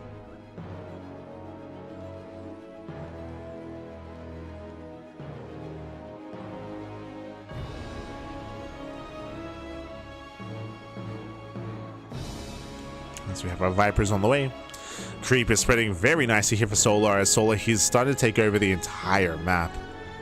He's already encroaching on the bases here of Cure. Keep encroaching. Ooh, Fungal lands, but no follow-up. We do get the Radiate here on the first Infestor. Army tries to move in. Oof. Cannot break through the siege line. Massive tank shots. And massive tank shots going off. Nice catch on the Science Vessel, though. Okay. Nice catch. Again, we're switching out of Roach Ravager into Lingbane Hydra. Much more about composition. Ooh, Queens that get caught out. Massive big offs.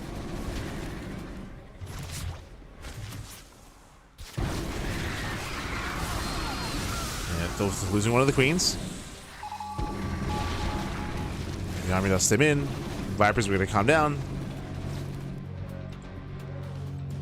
Am I crazy? In my brain, I thought a Science Vessel was a detector. Like I'm SE2 brain, just comparing it to the Raven. True. Shows the adoption. Gets one. It takes on the vessel. No radiates. Nice pickoff. Very nice.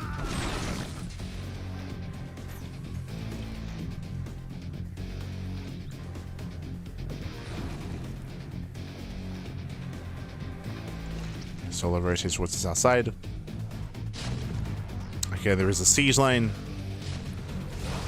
So it gets one tank. Gets one.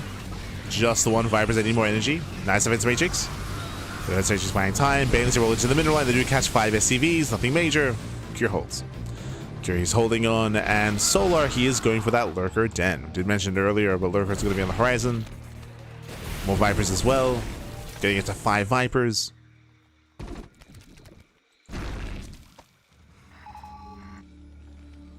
So far, Cure is holding well. He's holding, he's defending.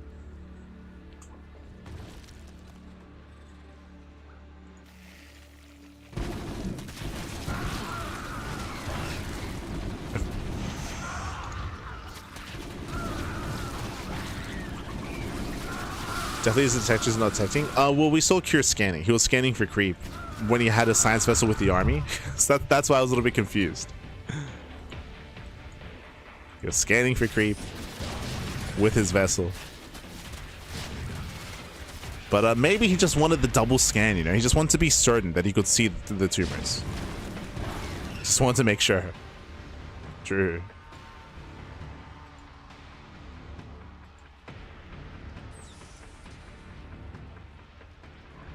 So we go 5 Vipers pushing forward. Finding some free tanks. Gets one. Oh, does waste some banelings, but there we go. Second tank goes down. Bit of a messy trade there from Solar.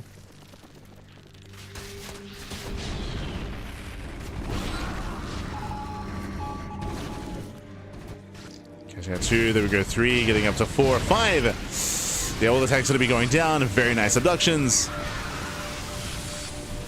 Catching out a good amount of tanks. Pulls away.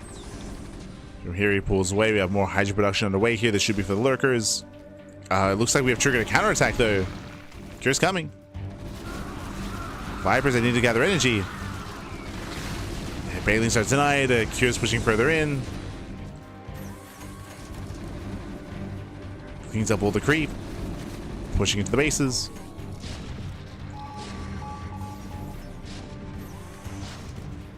He is pushing in. Top right is going to go down. And Cure backs off. I do appreciate that he doesn't overstay his welcome, but he does abandon his tanks. Yeah, the tanks are being left behind. Cure racing over to defend. We gotta be careful. Cure does have to be careful here. Oh my god, massive tank shots. Jesus. And just going off. Lurkers are almost done. Oh, just not finishing. Big abductions. Takes on the vessels. Yeah, 2, 3, 4 vessels go down. Massive radiates on the Vipers though. They're stacking up. We got to split. We got to split. Nice control here by Solar. Kills his own Vipers. For those curious, it's very common to a radiate will dissipate when the unit dies, unlike power bombs, which stay permanently until the timer runs out. So it's very common to just kill your own irradiated unit to make sure you minimize damage. Just kill your own units.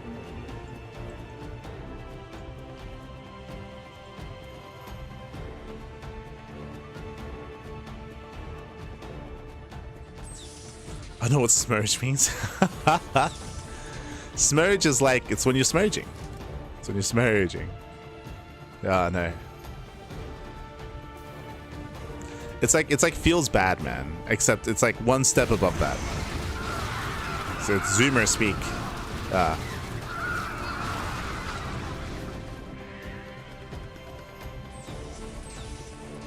It's like when you're depressed.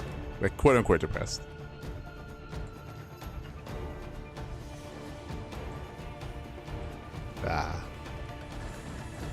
When you're Sag, that's the other one.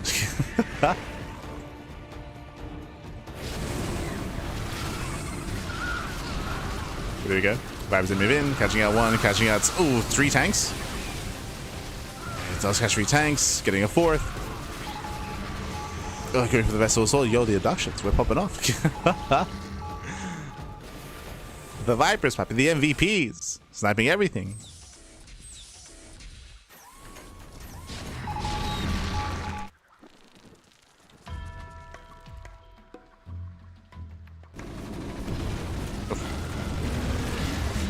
As ISL's barely finished, Lurkers get behind the mineral line. Cure getting picked apart, losing even more tanks. Yeah, that's gonna be another 4 tanks going down. Ay, ay, ay. Oh, another mineral line! No, SCVs, get out of here! Run away, Pappy, run away! It does try to pull away. Lurkers are cleaned up. Thankfully, workers do make it back to the CC. There's still some rough losses. That was a kill here on the CC as well. Ransom went down. 13 SCVs. Cure falling apart. Down to 3 base saturation. More Nidus Worms on the way.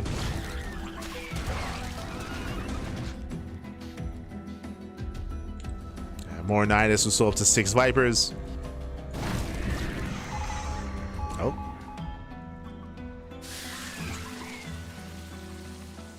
Cure trying to buy time. Right now more irradiates.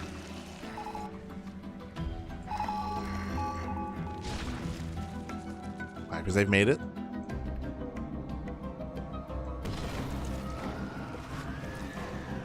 We have our Vipers. Moving in once again. Shows mass reductions. He gets 2. 3. Catching out 3 vessels. Yeah, no counter irradiates. Oh, getting another. There we go. 1 irradiate lands on the Viper. Jeez, that's a lot of damage. 2nd irradiate as well. Oh my god. The Vipers. He splits. And again, quick reactions there by Solar sniping his own Hydras. Quick reactions.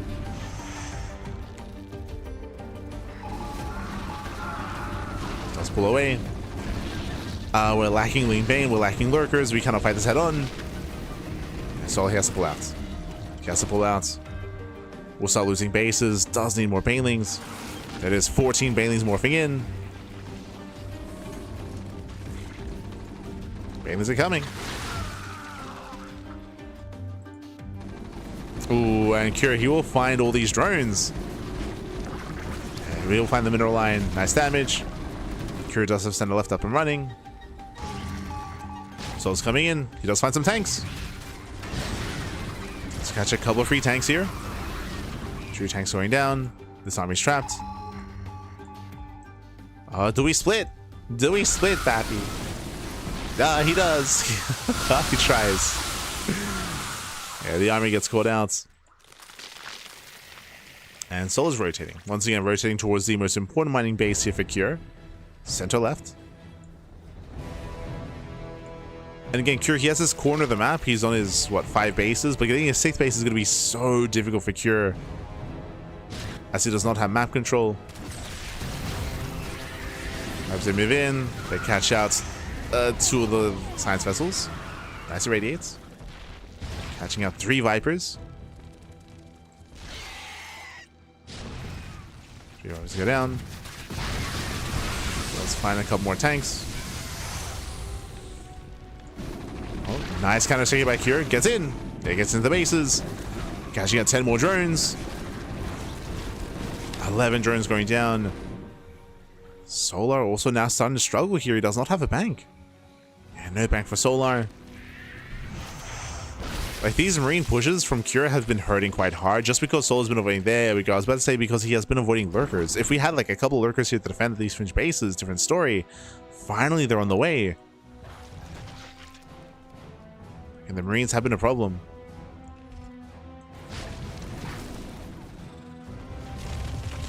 Will the Vipers rebuild? Yes. 10? Yo, we got 10 Vipers, Pappy. That's crazy. Now, what's important here, we have to play this like a ZVZ. You do not want them all in the same control group, otherwise you're just gonna get irradiated. So ideally you do want this in like 2 groups. But for now we're moving in. This is 8 Vipers with the main army. Here come the mass irradiates. Vipers are clumping. We're clumping. Oh god, no! Yeah, losing 1, losing 2. Losing 3, losing 4 Vipers. Once again, we're just clumping like crazy, Pappy. Oh my god. This is why we want separate groups of Vipers. Por favor, papi. The splits are not there. Solar.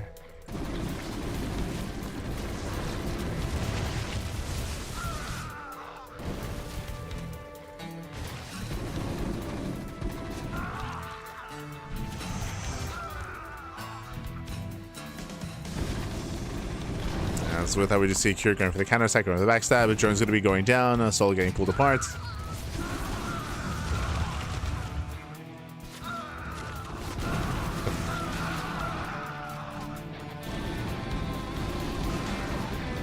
Oof. Yeah, and likewise, 14 drone kills, catching up with the overlords. Solar, he cannot keep up. Not like this.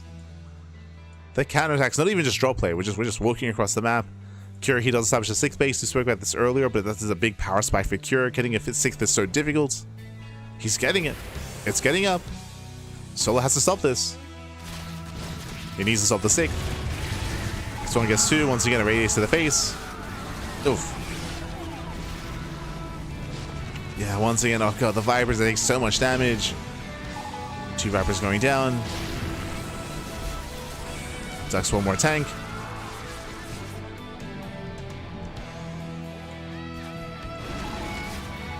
And Cure's doing it. Yeah, Cure's holding back at home. He's defending. At the same time, main army's pushing out.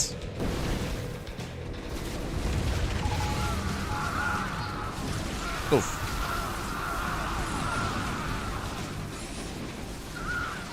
And with that, Cure does hold the line here. Cleans up the lurkers. Main army's pushing. This cannot be stopped. These bases are going to go down. That's 3 expansions here for Solar. They're trapped. 3 bases going down. See in chat, in Brutal, you just morph into Hydra into Lurker. It lives for Wasted Spell. Does it work with the SC2 Hydra? No, because it's an SC2 Hydra. It's not a Brutal Hydra.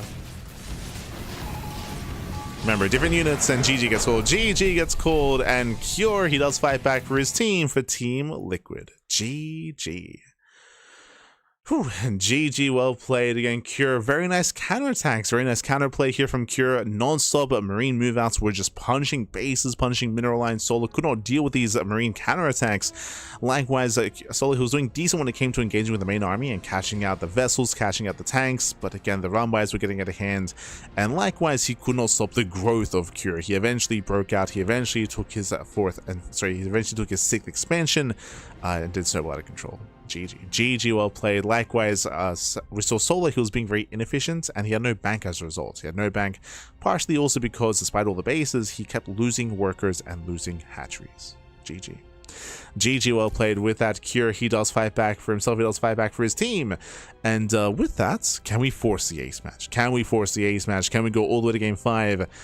Because now, up next, we do have a PvP between Classic and Skilless. Ooh. Classic and Nikita, papi. Here we go. We have our PvP. We're going to be loading into Sylphid. Now it's going to be Classic's turn to embrace the Brood War Protoss. Let's go. Here we go. I like us in-game name, Liquid Nikita. True. That's who he be. Spawning in the top right corner of top side of Sylphid, we have the red Protoss player, the SC2 Protoss, representing Team Liquid. It is Skilless Nikita. And spawning in the bottom left-hand corner, we have the Brood War Protoss player, the South Korean Protoss for Team CRHB. He puts the C in CRHB. It is Classic. Let's go. Let us go. As again, Cure, he has begun the ball rolling for his team, for Team Liquid. And Nikita, Skilless. Can he keep going? Can he force the ace match? Now, when it comes to PvP here, Classic has been known to be hyper aggressive with Brood War Protoss. I mean, we've already seen a lot of proxy play. We saw that against Trigger earlier. True, we did see him go for the proxy and go for the all-in on this very map, actually. Yeah, it did happen on this very map. But if you remember, that was a reaction to Trigger opening up Stargate. We should be seeing Nikita go for a very different kind of opener instead. But now 2-gate opener. We're leaning towards Twilight Council play instead. Maybe Robo. We'll see.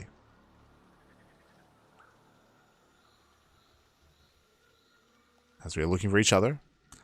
Skillous does scout at bottom right. Classic doing the same. And looking for each other. And won't find anything.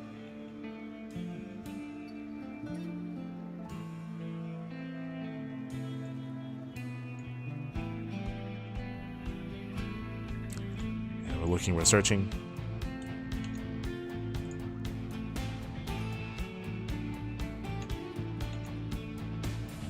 I see YouTube chat as well. Science Festival text isn't brutal. Yeah, I assume so.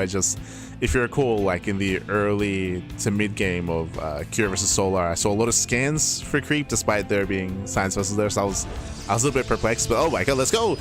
Skillous turning the tables here on Classic, going for a 2-gate opener into a 1-base all-in. Let's go. Classic, he himself did go for a greedy build, a much faster Nexus, a much faster Natural, and Classic, he will now confirm that there is no base.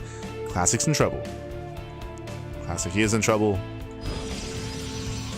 Here we go, Proxy Robo. Double Proxy Robo here by Skillous. Let's go. Double Proxy Robo, double Proxy Immortal. Right, Immortal Prism, I should say. You can make both. Classic is searching for the Proxy. He's skirting around the edge of the map, and he will barely miss the Proxy location. Ay, ay, ay. Classic is looking. This is a prime Proxy Stargate location. Oof. Now pulling back. Yeah, checking further out. Again, he already saw this location earlier, so he's not rechecking. He's not rechecking. Still looking. Probe confirms that the pylon is missing. Tech is missing as well. That's gonna know something is wrong. Back up pylon just in case. Oh. Nice control. Very nice control here by Classic. Catching out the first Stalker. Making use of the tall grass. So a nice start for Classic. Back at home, no battery. Defensive Robo. Defensive Robo. Immortals are amassing. We're just going straight double Robo. Double Immortal. No Prism. All about that DPS. And now we see that's such a late battery. It's very late. Immortals, they have arrived. They're here to just knock this down. Boys are being pulled. Desperation here by Classic. Has to buy time for the battery. Triggers the shields. Does trigger the shields. Range is somewhat quite done. He does collapse on the first Immortal, though. We'll lose 1. We'll lose 2 Dragoons. We'll lose 3 even. 3 Dragoons go down. Does get the first Immortal. Getting on top of the second one as well. Oh my god. Oh my god. Oh, the Prism is too late. 1 second too late. 2 Immortals go down. There's 1 Immortal left. Una más, papi. Una más. Oh my god. Takes down the Stalker. Collapsing on the Prism. Whole damage on the Immortal. Oh, and the Prism's going to go down. Yeah, the Prism's going to go down. 1 more volley. Massive pick of the Immortal is all that's left. And Classic holds. Classic, he does hold on. He shuts this down. A very proactive style here from Classic, just attacking and engaging out in the open. Now I can pull back. And behind this, remember, we have the Robo, but no Bay. No Reaver, just going Master Dragoon. Yeah, he's just relying on Master Dragoon instead. Giving out a second battery. The longer this goes on, the better it is for Classic. Remember, Classic has a better economy, has a higher work account, does even cancel the battery here. The confidence. The confidence, Pappy. The boys are being pulled. Yeah, he's going to pull the boys. There's 2 Immortals. 1 Dragoon that gets focused down. We'll lose 1. Massive big off. There was 1 Dragoon who was the second Dragoon as well. Lacking control by Classic. Yeah, lacking control. And Classic will lose everything. He'll lose everything here. This was not worth it for Classic. He'll lose all 4 Dragoons. Classic's in trouble. Again, this style, going Master Dragoon, is heavily reliant on building up the Dragoon count. Heavily reliant. The juggling, Pappy. Skillous. He can juggle. Oh my god. Yeah, kites back, kites away. Nice save on the Immortals. A nice save here as the Prism is going to go down, but the Immortals, they still overwhelm. A better fight for Skillous. GG gets called, and Skillous, he will tie up the series 2-2. We are going to the ace match. GG. Whew. GG, well played. With that, Skillous, he does tie things up. Oh my god, again, a very intense back and forth there. Initially, Classic had a really good defense. Like, he shut down the first three Immortals and the Prism as well in a very, very strong fashion. But then Classic got too excited. Remember, Classic, he canceled the battery, he got too proactive, he chased the army out into the open, and it coincided with the arrival of the second Warp Prism. And with that, with the extra control, with the extra micro, Skillus just had his way with those 4 Dragoons. Classic overextended, Classic did over, again, he just overestimated himself, and with that, GG. GG well played, he got shut down, and with that, we're going to the ace match. Let's go. We're going to the ace match. Just seeing here, where's Ryung? What do you, I think he's casting. Ryung, he is casting this in Korean. He was casting alongside Crank, if I recall correctly. So it's Crank and Ryung casting together over on the Korean stream. But remember, Ryung, he played yesterday because Ryung was playing for Onside. Onside is not playing today. If you're curious to where Ryung is playing. But Ryung was casting today instead. But here we go. With that, we have the ace match. Now, who's going to be fielded as the ace player? Let's have a look here. Let's have a look. So, when it comes to both Team Liquid and Team CRHB, you can see here that no one has doubled up. No one has doubled up. We had Laser, Clem, Kieran, Skillus, 4 unique players in their respective matches. We had Shin, herO, Solar, and Classic for CRHB for their respective matches as well. So everyone is available for the ace match. Now, who do we expect? I would say the ace player for Team Liquid is Cure, specifically in this format. Like, Clem is the best Terran player in the world. That is true, but this is not SE2, this is StarCraft Evolution. I would say this is where Cure excels as the best Terran in StarCraft Evolution. So, depending on, before I get ahead of myself, first, we coin flip. We coin flip, a coin has been flipped to determine which team is Brood War and which team is StarCraft 2 for the ace match. So there is a coin flip to determine that. If Team Liquid, if they land on Brood War, I feel like it has to be Cure. I feel like Cure has to come out as Brood War Terran. They might feel confident with the Laser, but I feel like it's going to be Cure. Meanwhile, if they land on SE2, I feel like it's going to be Cure anyway. From the side of CRHB, who do we feel confident with? I think Classic. I think I have faith in Classic here. I know that Classic just went down to the all-in, but he was also, again, like, overconfident. I think I lean towards Classic for the ace player here. More so than herO in this kind of game state.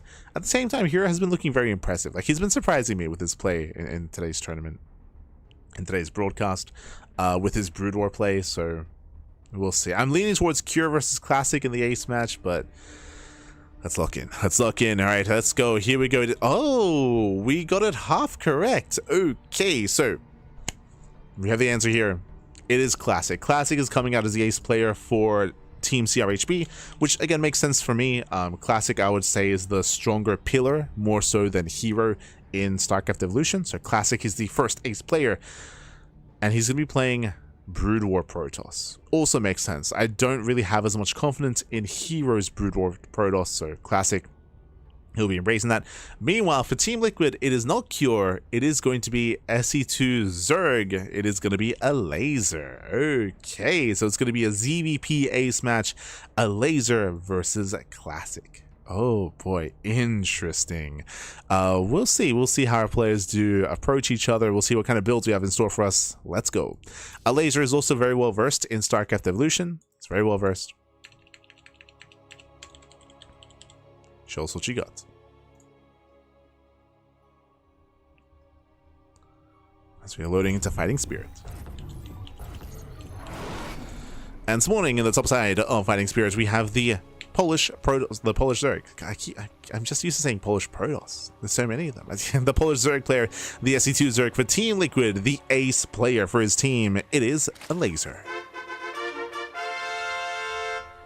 And spawning in the bottom left-hand corner of Fighting Spirits, we have the South Korean Protoss, the Brood War Protoss, the ace player for CRHB. It is a Classic. Let's go. Let us go. We're getting into the ace match here. It all comes down to Fighting Spirits, to a PvZ between a Laser and Classic. When it comes to the map itself, welcome to a 4-player spawn map. You can spawn in bottom right, bottom left, and top right as well. Classic, he will scout that bottom right hand corner, looking for his opponent. Still has yet to find a Laser. Meanwhile, Laser, he's going to be scouting on the left-hand side first. Now, we do have cross spawns, so long rush distance by ground, long rush distance period. This does favor mid to late game play. Last time we saw this spawn location, we did see Solar and Cure go the distance in the late game. We could see that here as well. If that's the case, I was going to say I lean towards Classic. If he was playing SC2, 100%. As Brood War Protoss, I don't know how I feel about late game PvZ. Like I'm familiar that Brood War Protoss is a little bit less complex just because there's less like capital ships or Skytoss units.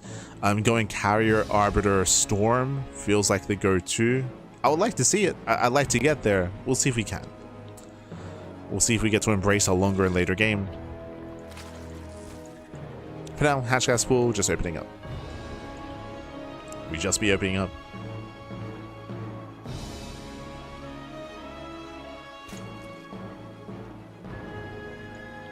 Just be settling in.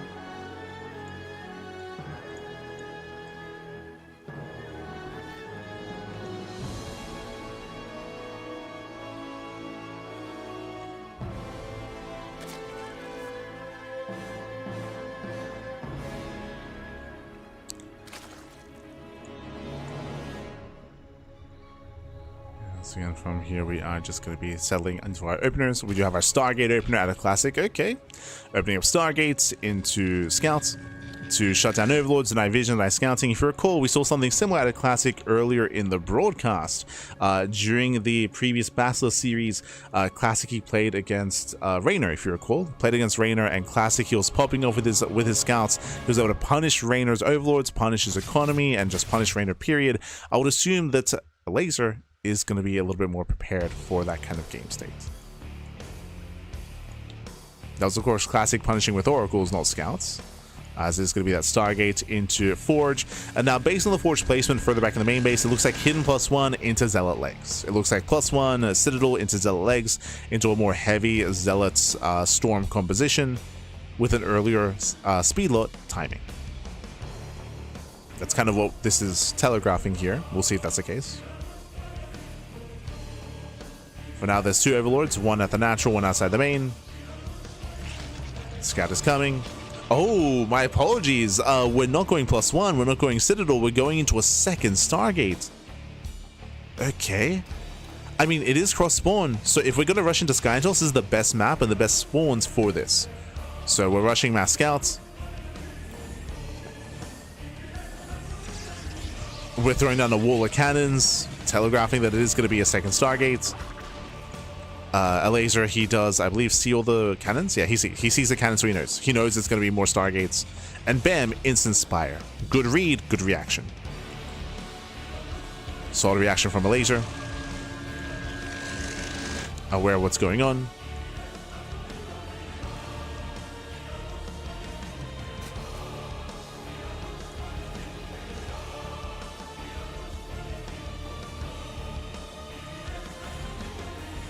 Is aware the Overseer is going to get shut down as well. Shuts down the Overseer. More Scouts are building up. Even catching an Overlord across the map. No transfuse. No energy. No energy, no transfuse. Spores now being thrown down. And Laser is stuck on two bases as well. Yeah, two base heavy play from a Laser. Going to two base Spire. There's that Fleet Beacon again. We're rushing into Skytoss.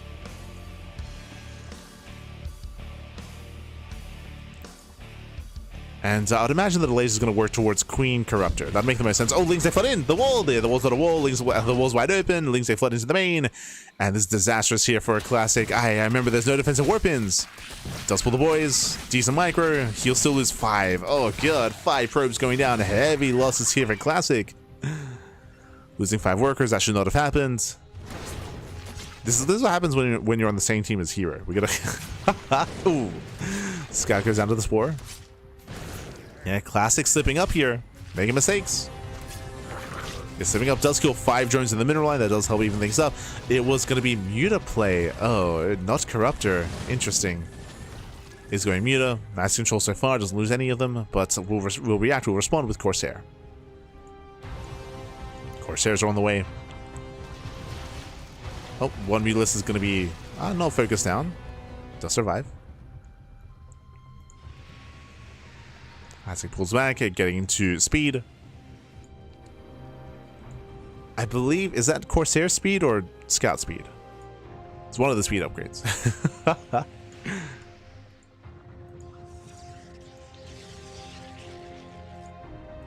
I'm assuming it's Corsair. Regardless. +1 fire attack is on the way. Classic moving out. I think it's Scout speed, right? Because Scout has a speed upgrade, not Corsair. Gravitic thrusters. Oh! Music go for the dive. Yeah, they collapse on the army. The first Corsair does go down. Yeah, a bit of a messy fight here. Classic no kiting. Does not pull away.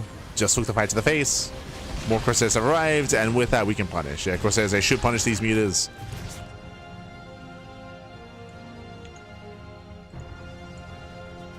Needs to get punished. Likewise, Zealot run at the same time.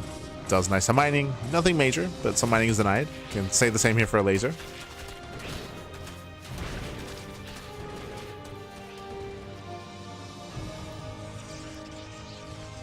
Smerge.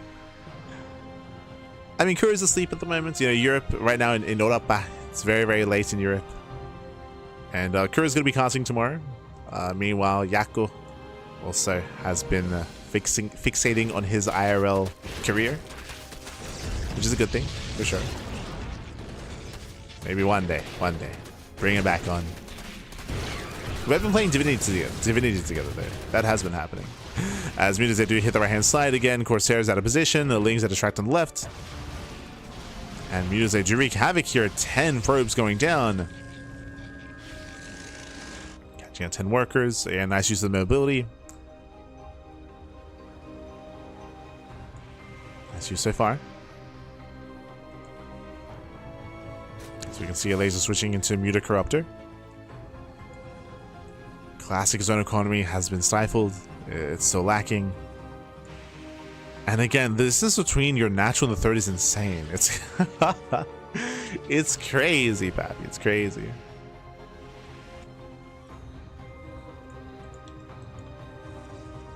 Army gets spotted. A laser does spot the Skychus army. Fanning out more Zerglings. Carrier production has begun. Mutas are being activated. Jesus. I'll be honest, I'm not convinced by the mass meter at the moment. He's only got a couple of Corruptors in the mix, but that's a lot of Corsair. Tell me it's 9. 9 Corsairs against 13 mutas.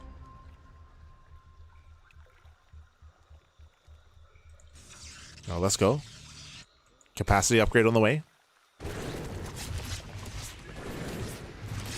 Oh.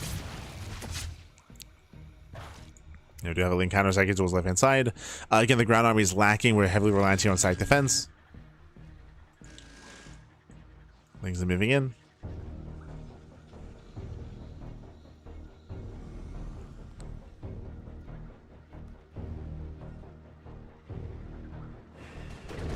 Yeah, they do get caught out, but we'll at least distract. Things are distracting. Building up more Skytools. So from here we're going for the Citadel, and this should lead into Temple Archives into Storm. Ideally, when it comes to Skytools compositions, you want your Skytools army with Archon and Storm support. That's still the case. Technically, we could even see... Would we see Dark Archons? Like, Maelstrom has its place against Zerg. Because Maelstrom only works against Biological, if I can recall correctly. Are we willing to? I mean, the issue is, I know that a bunch of the Dark Archon spells were buffed just because High Templar is still just like the better option, but that might be changing. Oof, massive damage on the mutas. Oh my god, the Corsairs, they pop off. Yeah, Corruptors, they move in though. Corruptors, they tank. They shut down the Corsairs. And there's no answer. There's no answer for the Corruptors. Yeah, Corruptors overwhelmed. They take down one of the carriers. They shut down the Corsairs, and they're going for the second carrier. The Corruptors, they snowball out of control, and we're not going to get to the Spellcasters. Yeah, it's not going to happen. It's not going to happen. And Team Liquid, even though CRHB, I would say, is the strongest team in the league, and they took down Basilisk earlier, they're struggling here against Team Liquid as Corruptors, they break through. Scouts will help defend. We have more Scouts trickling in. Classic, he's barely holding. We'll lose 8 probes. We're switching into Scouts. Trying to hold on.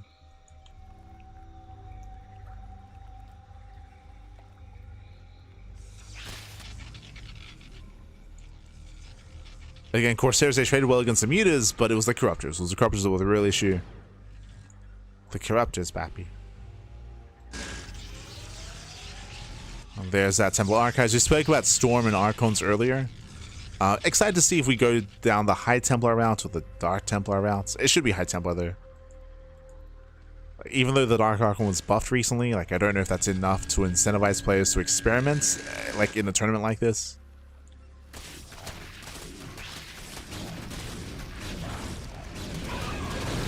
Don't know if we're willing to have too much experimentation. In the best of one of all things.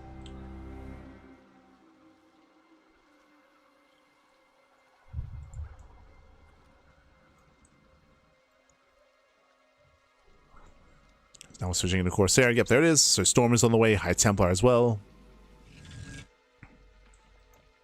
Oh, no, actually, there it is. Maelstrom. Cancel Storm. Yo, is he listening to the stream? He cancels the High Templar. He's going for the DTs. He's going for Maelstrom. Let's go. So, again, it comes into what we were just talking about. We were just discussing how, again, Dark Archons that were recently buffed, and it is like an alternative to the High Templar. So one way to do this is to go regular Archon and Storm, or we could go into Dark Archon and Maelstrom. Technically you can try to do both, I guess, but let's go. Dark Archons, they're coming, Bappy. For those unaware, Maelstrom is an AoE stun. It only works against biological units, so that's what this spell is, Maelstrom. It's like a big AoE stun, and it does last a long time. By the way, it's quite impactful. So it's a good way to punish this kind of army, specifically the Sky Zerg. So Maelstroms, they can make or break a fight. They're a lot more high risk, high reward compared to Storm, just because. And it looks like we're going to be incorporating both Archons. I see some High Templar being made, bearing in mind that the regular Archon is purely a spellcaster. It does land the Maelstrom. Yeah, it does land on half. Is that enough? Yeah, is it enough? Because there are still so many Corruptors. The carrier goes down. Maelstrom runs out. And it was just the one Maelstrom. High Templar, they have to pull away. Scouts are trying to hold their own. But they cannot. Yeah, they cannot. They have to back off. Morph in the Archon, baby. Morph it in. Oof. In a close engage, we have 13 more Corruptors on the way. And the issue here is that Classic, he lost the Archon. So he's not able to retain his units. He's not retaining his units. Classic's being left on a very low supply. So it looks like we are going for both. So Storm and Maelstrom. Trying to go for both.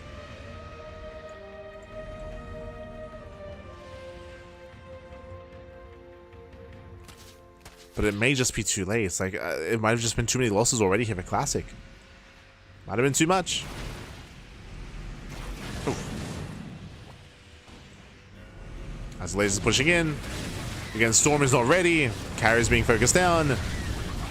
There's no Archons. And with that 0 carriers left. And the laser is doing it. It breaks to the main army. Plenty of Corruptors, not enough scouts. And again, despite the High Templar being there, there's no Storm. Right, Storm is a non-factor. We'll clean up every single Skytel's units. Down to 0 scouts. Now we can call 6 spray. And there's no anti-air. There's no anti-air. The cannons are going down. Lings, they bust into the main base, depowering all the gateways, depowering Storm as well. There is a Zealot, sorry, there's a DC counterattack going on at the same time, but this pales in comparison to what we're seeing here. Pales in comparison. Storm will not finish. Lings are flooding in. And Team Liquid achieving what Bastards could not. True. The Liquid boys, Bappy. Together as one. As with that, Nexus goes down. Lings, they flood in. They get on top of the cannon. Storm is still not yet powered. GG gets called, and a laser. He will claim the series for himself and for Team Liquid. GG. Whew.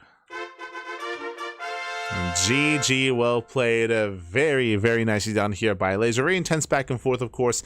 And Classic had a hard time supplementing his army because he was losing so much of his Sky Toss. In the lead up to getting to his Spellcasters, he was losing so many Carriers and so many Corsairs and so many Scouts, so he wasn't able to build up that death blow of an army. And we saw that by the time he got his first Dark Archon, and by the time that Maelstrom came into play, his army was just so small. Like, he had so little to work with. He had no follow-up. He could not hold his own. Could not hold his own. He was just bleeding out too much in the lead up to that mid game. Losing too much momentum, heavily in favor of a Laser. I see in chat, how does Maelstrom work? I mean, you saw it. You saw that first Maelstrom, but it's an AoE stun, and it's a spell, AoE stun. It has a pretty long cast range, if I recall correctly. I think the cast range is 8. I'd have to. I know they messed around with it. I know that they increased it, then I think they decreased it. I know they as I mentioned before, like the Dark Archon was buffed recently, so a bunch of changes were made to the spells to make them more accessible. But I remember that, sorry, it's an AoE stun, but it does no damage. It's just a big stun that has a big duration. So going for the combo of Maelstrom and then Storm on top of the army, that is often done, or that's kind of like the equivalent to like fungal Parabomb, right? In StarCraft 2, where you like fungal an army, then you parasitic bomb, and then you just shut it down. Similar to that. But GG, well played. Ooh, and with that, congratulations to Team Liquid. Again, Basilisk, they struggled against CRHB, but Team Liquid, they do come out strong. Team effort, I think that's the difference. That's the difference between Basilisk and Team Liquid, is that Basilisk, they could only really rely on Serral. Serral, he was carrying Basilisk, but couldn't do it by himself. Here, it was a team effort. We had Cure, Skillus, and a Laser. All three of them taking maps and taking wins here. So GG, well played. Very impressive team effort out of Team Liquid to claim the win. For CRHB, it was a very intense back and forth. Shin took a map, herO took a map as well, but again, Classic struggling in said ace match. As you mentioned, he was trying to rush into Sky Toss, but he was never able to build up critical mass. He never got to critical mass, never quite built up there. GG. The Archon Toilet. I guess kind of like that, sure. Kind of. Kind of. Not as extreme, but sure. I guess that's another close thing to what it once was. Kind of. Again, Archon Toilet was more... Vortex was more extreme. But GG. GG, well played with that. Congratulations. Congratulations to our winning teams here tonight. And let's catch up on the matches themselves on the bracket. Un momento. Let us catch up. As I believe the groups have been updated. Hold on. Okay.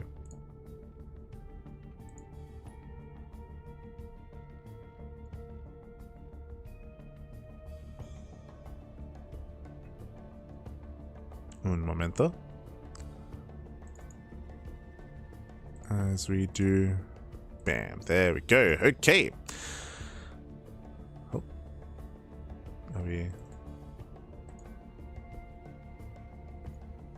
There we go. So here we go. So again, we do have the Wikipedia page. Actually, I'll get that ready for you. I'll link it in the chats. Link it in the Twitch chat. I'll link it in the YouTube chat as well. Okay, so we do have our Wikipedia page. We do have our brackets. We have our group standings currently. As you can see here, we do have our groups, and it is going to be in Group A. Currently, Onside and Stanley Bulls are on the top of their group, but they've only played one series each. We have, if we lose, it's Crank's fault. So they're currently 1-1 in their own group, in the middle of the pack. And Shopify has been struggling. Shopify, they have been struggling here. They're down 0-2, and they're heavily reliant on some of the other teams to perform poorly to make it out of the group. Meanwhile, we just wrapped up our first day of coverage of Group B. As you can see, bam. Team Liquid. Out of all the teams, again, I was leaning more towards CRHB, but Team Liquid with 2-0 in their scores. They do take down their opposing teams. They took down Red, White, and Blue and CRHB, so some big wins for Team Liquid. And honestly, those are really important wins. I feel like Team Liquid, they're almost securing themselves in first place out of their group. They're going to be able to secure themselves. They still have one series left against Basilisk, and I do favor Team Liquid over Basilisk. Meanwhile, again, from here on forward, Basilisk and Team Red, White, and Blue, they cannot lose any more matches moving forward to be able to make it through themselves. CRHB, they're in the center of the pack. We still have more matches to come, of course, still more matches to go. This was only week 1. Week 2 is when we wrap up the group stage, and then we head into the playoff brackets. We will get there. We will get there. But yeah, out of all teams, like Team Liquid, they're doing well for themselves. They're doing well for themselves in Group B. Likewise, Onside looking... I mean, Group A is a little bit less certain of that, just because no one has a 2-0 yet. So Group A is still a little bit more in flux. A little bit more in flux here. But exciting stuff nonetheless. And again, we're going to be back next week with week 2 of this event, covering Group A and Group B, 2-day events, likewise next week as well, and then that'll lead into the playoff bracket thereafter. So look forward to it. Look forward to it. Again, a big shout to Crank J1 Choi. He is, of course, organizing and running the event over in Korean. He's been having some guest caches on. I believe he had Ryung on to cast, he had Byun on to cast, and he had Solar on as well. Solar, Ryung, and Byun. He's been rotating guest caches for the broadcast. Likewise, a big shout to Chijik. Chijik is a Korean streaming platform. They like Twitch, but for Korea. So the Korean stream has been live over on Chijik. We're actually live on Chijik as well currently. We're live with our English broadcast there as well, alongside Twitch and YouTube. So you can, of course, support Chijik.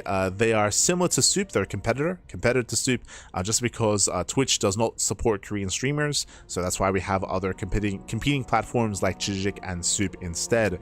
Soup, of course, they do have GSL on lockdown, but Chijik, they've been actually funding quite a lot of StarCraft Evolution tournaments. It's been really interesting to see a lot of SC Evo on Chijik, whether it's a Chijik Murloc King tournament or Crank Gathers events, or even I want to say they sponsored Prome. I think Prome and like Control were hosting some tournaments as well, also on Chijik. That's really cool. That's really cool to see. So yeah, do check it out. Do support it. I know that that from the foreigner side of things, like there's not really as much value for Chijik for us, just because it's all Korean streamers. But there are some Korean SC2 streamers that do stream on Chijik, so you can check out their streams there as well if you wish. You can check them out. Of course, big shout to Crank. Meanwhile, big shout, oh my god, Esther Infinity in the chat. God, Infinity1672. Thank you so much for the 5 gifted subs. We just wrapped up our broadcast. We just finished, but thank you so much for the support. We appreciate it. We appreciate the support. Gracias, baby, gracias. If you want to support us, you can do so by subscribing. You can donate. You can tip. You can also support us on Patreon as well. Our Patreon does fund our tournaments. Or the least we ask is follow us. Follow us on YouTube, on Twitch, on Discord, Facebook, Instagram, all things CranKy Ducklings. We do upload to YouTube on a daily basis. And again, we stream on a daily basis as well. And we do have that live content. Bam! As you can see here, we have our weekly schedule. Jesus. We have our weekly schedule here. This week we had 11 casts. Let's go. It's a little bit leaner. I did mention this previously, but this year we're cutting back. Usually this schedule would be full of 2 casts every day. That was our schedule for like 2022, 2023, 2024, 2025. That's why we did kind of like hype ourselves up as the biggest, or I say the biggest, the streamers out there that cast the most StarCraft, because it's true, we did cast the most StarCraft. But this year, as you can see, we're easing back.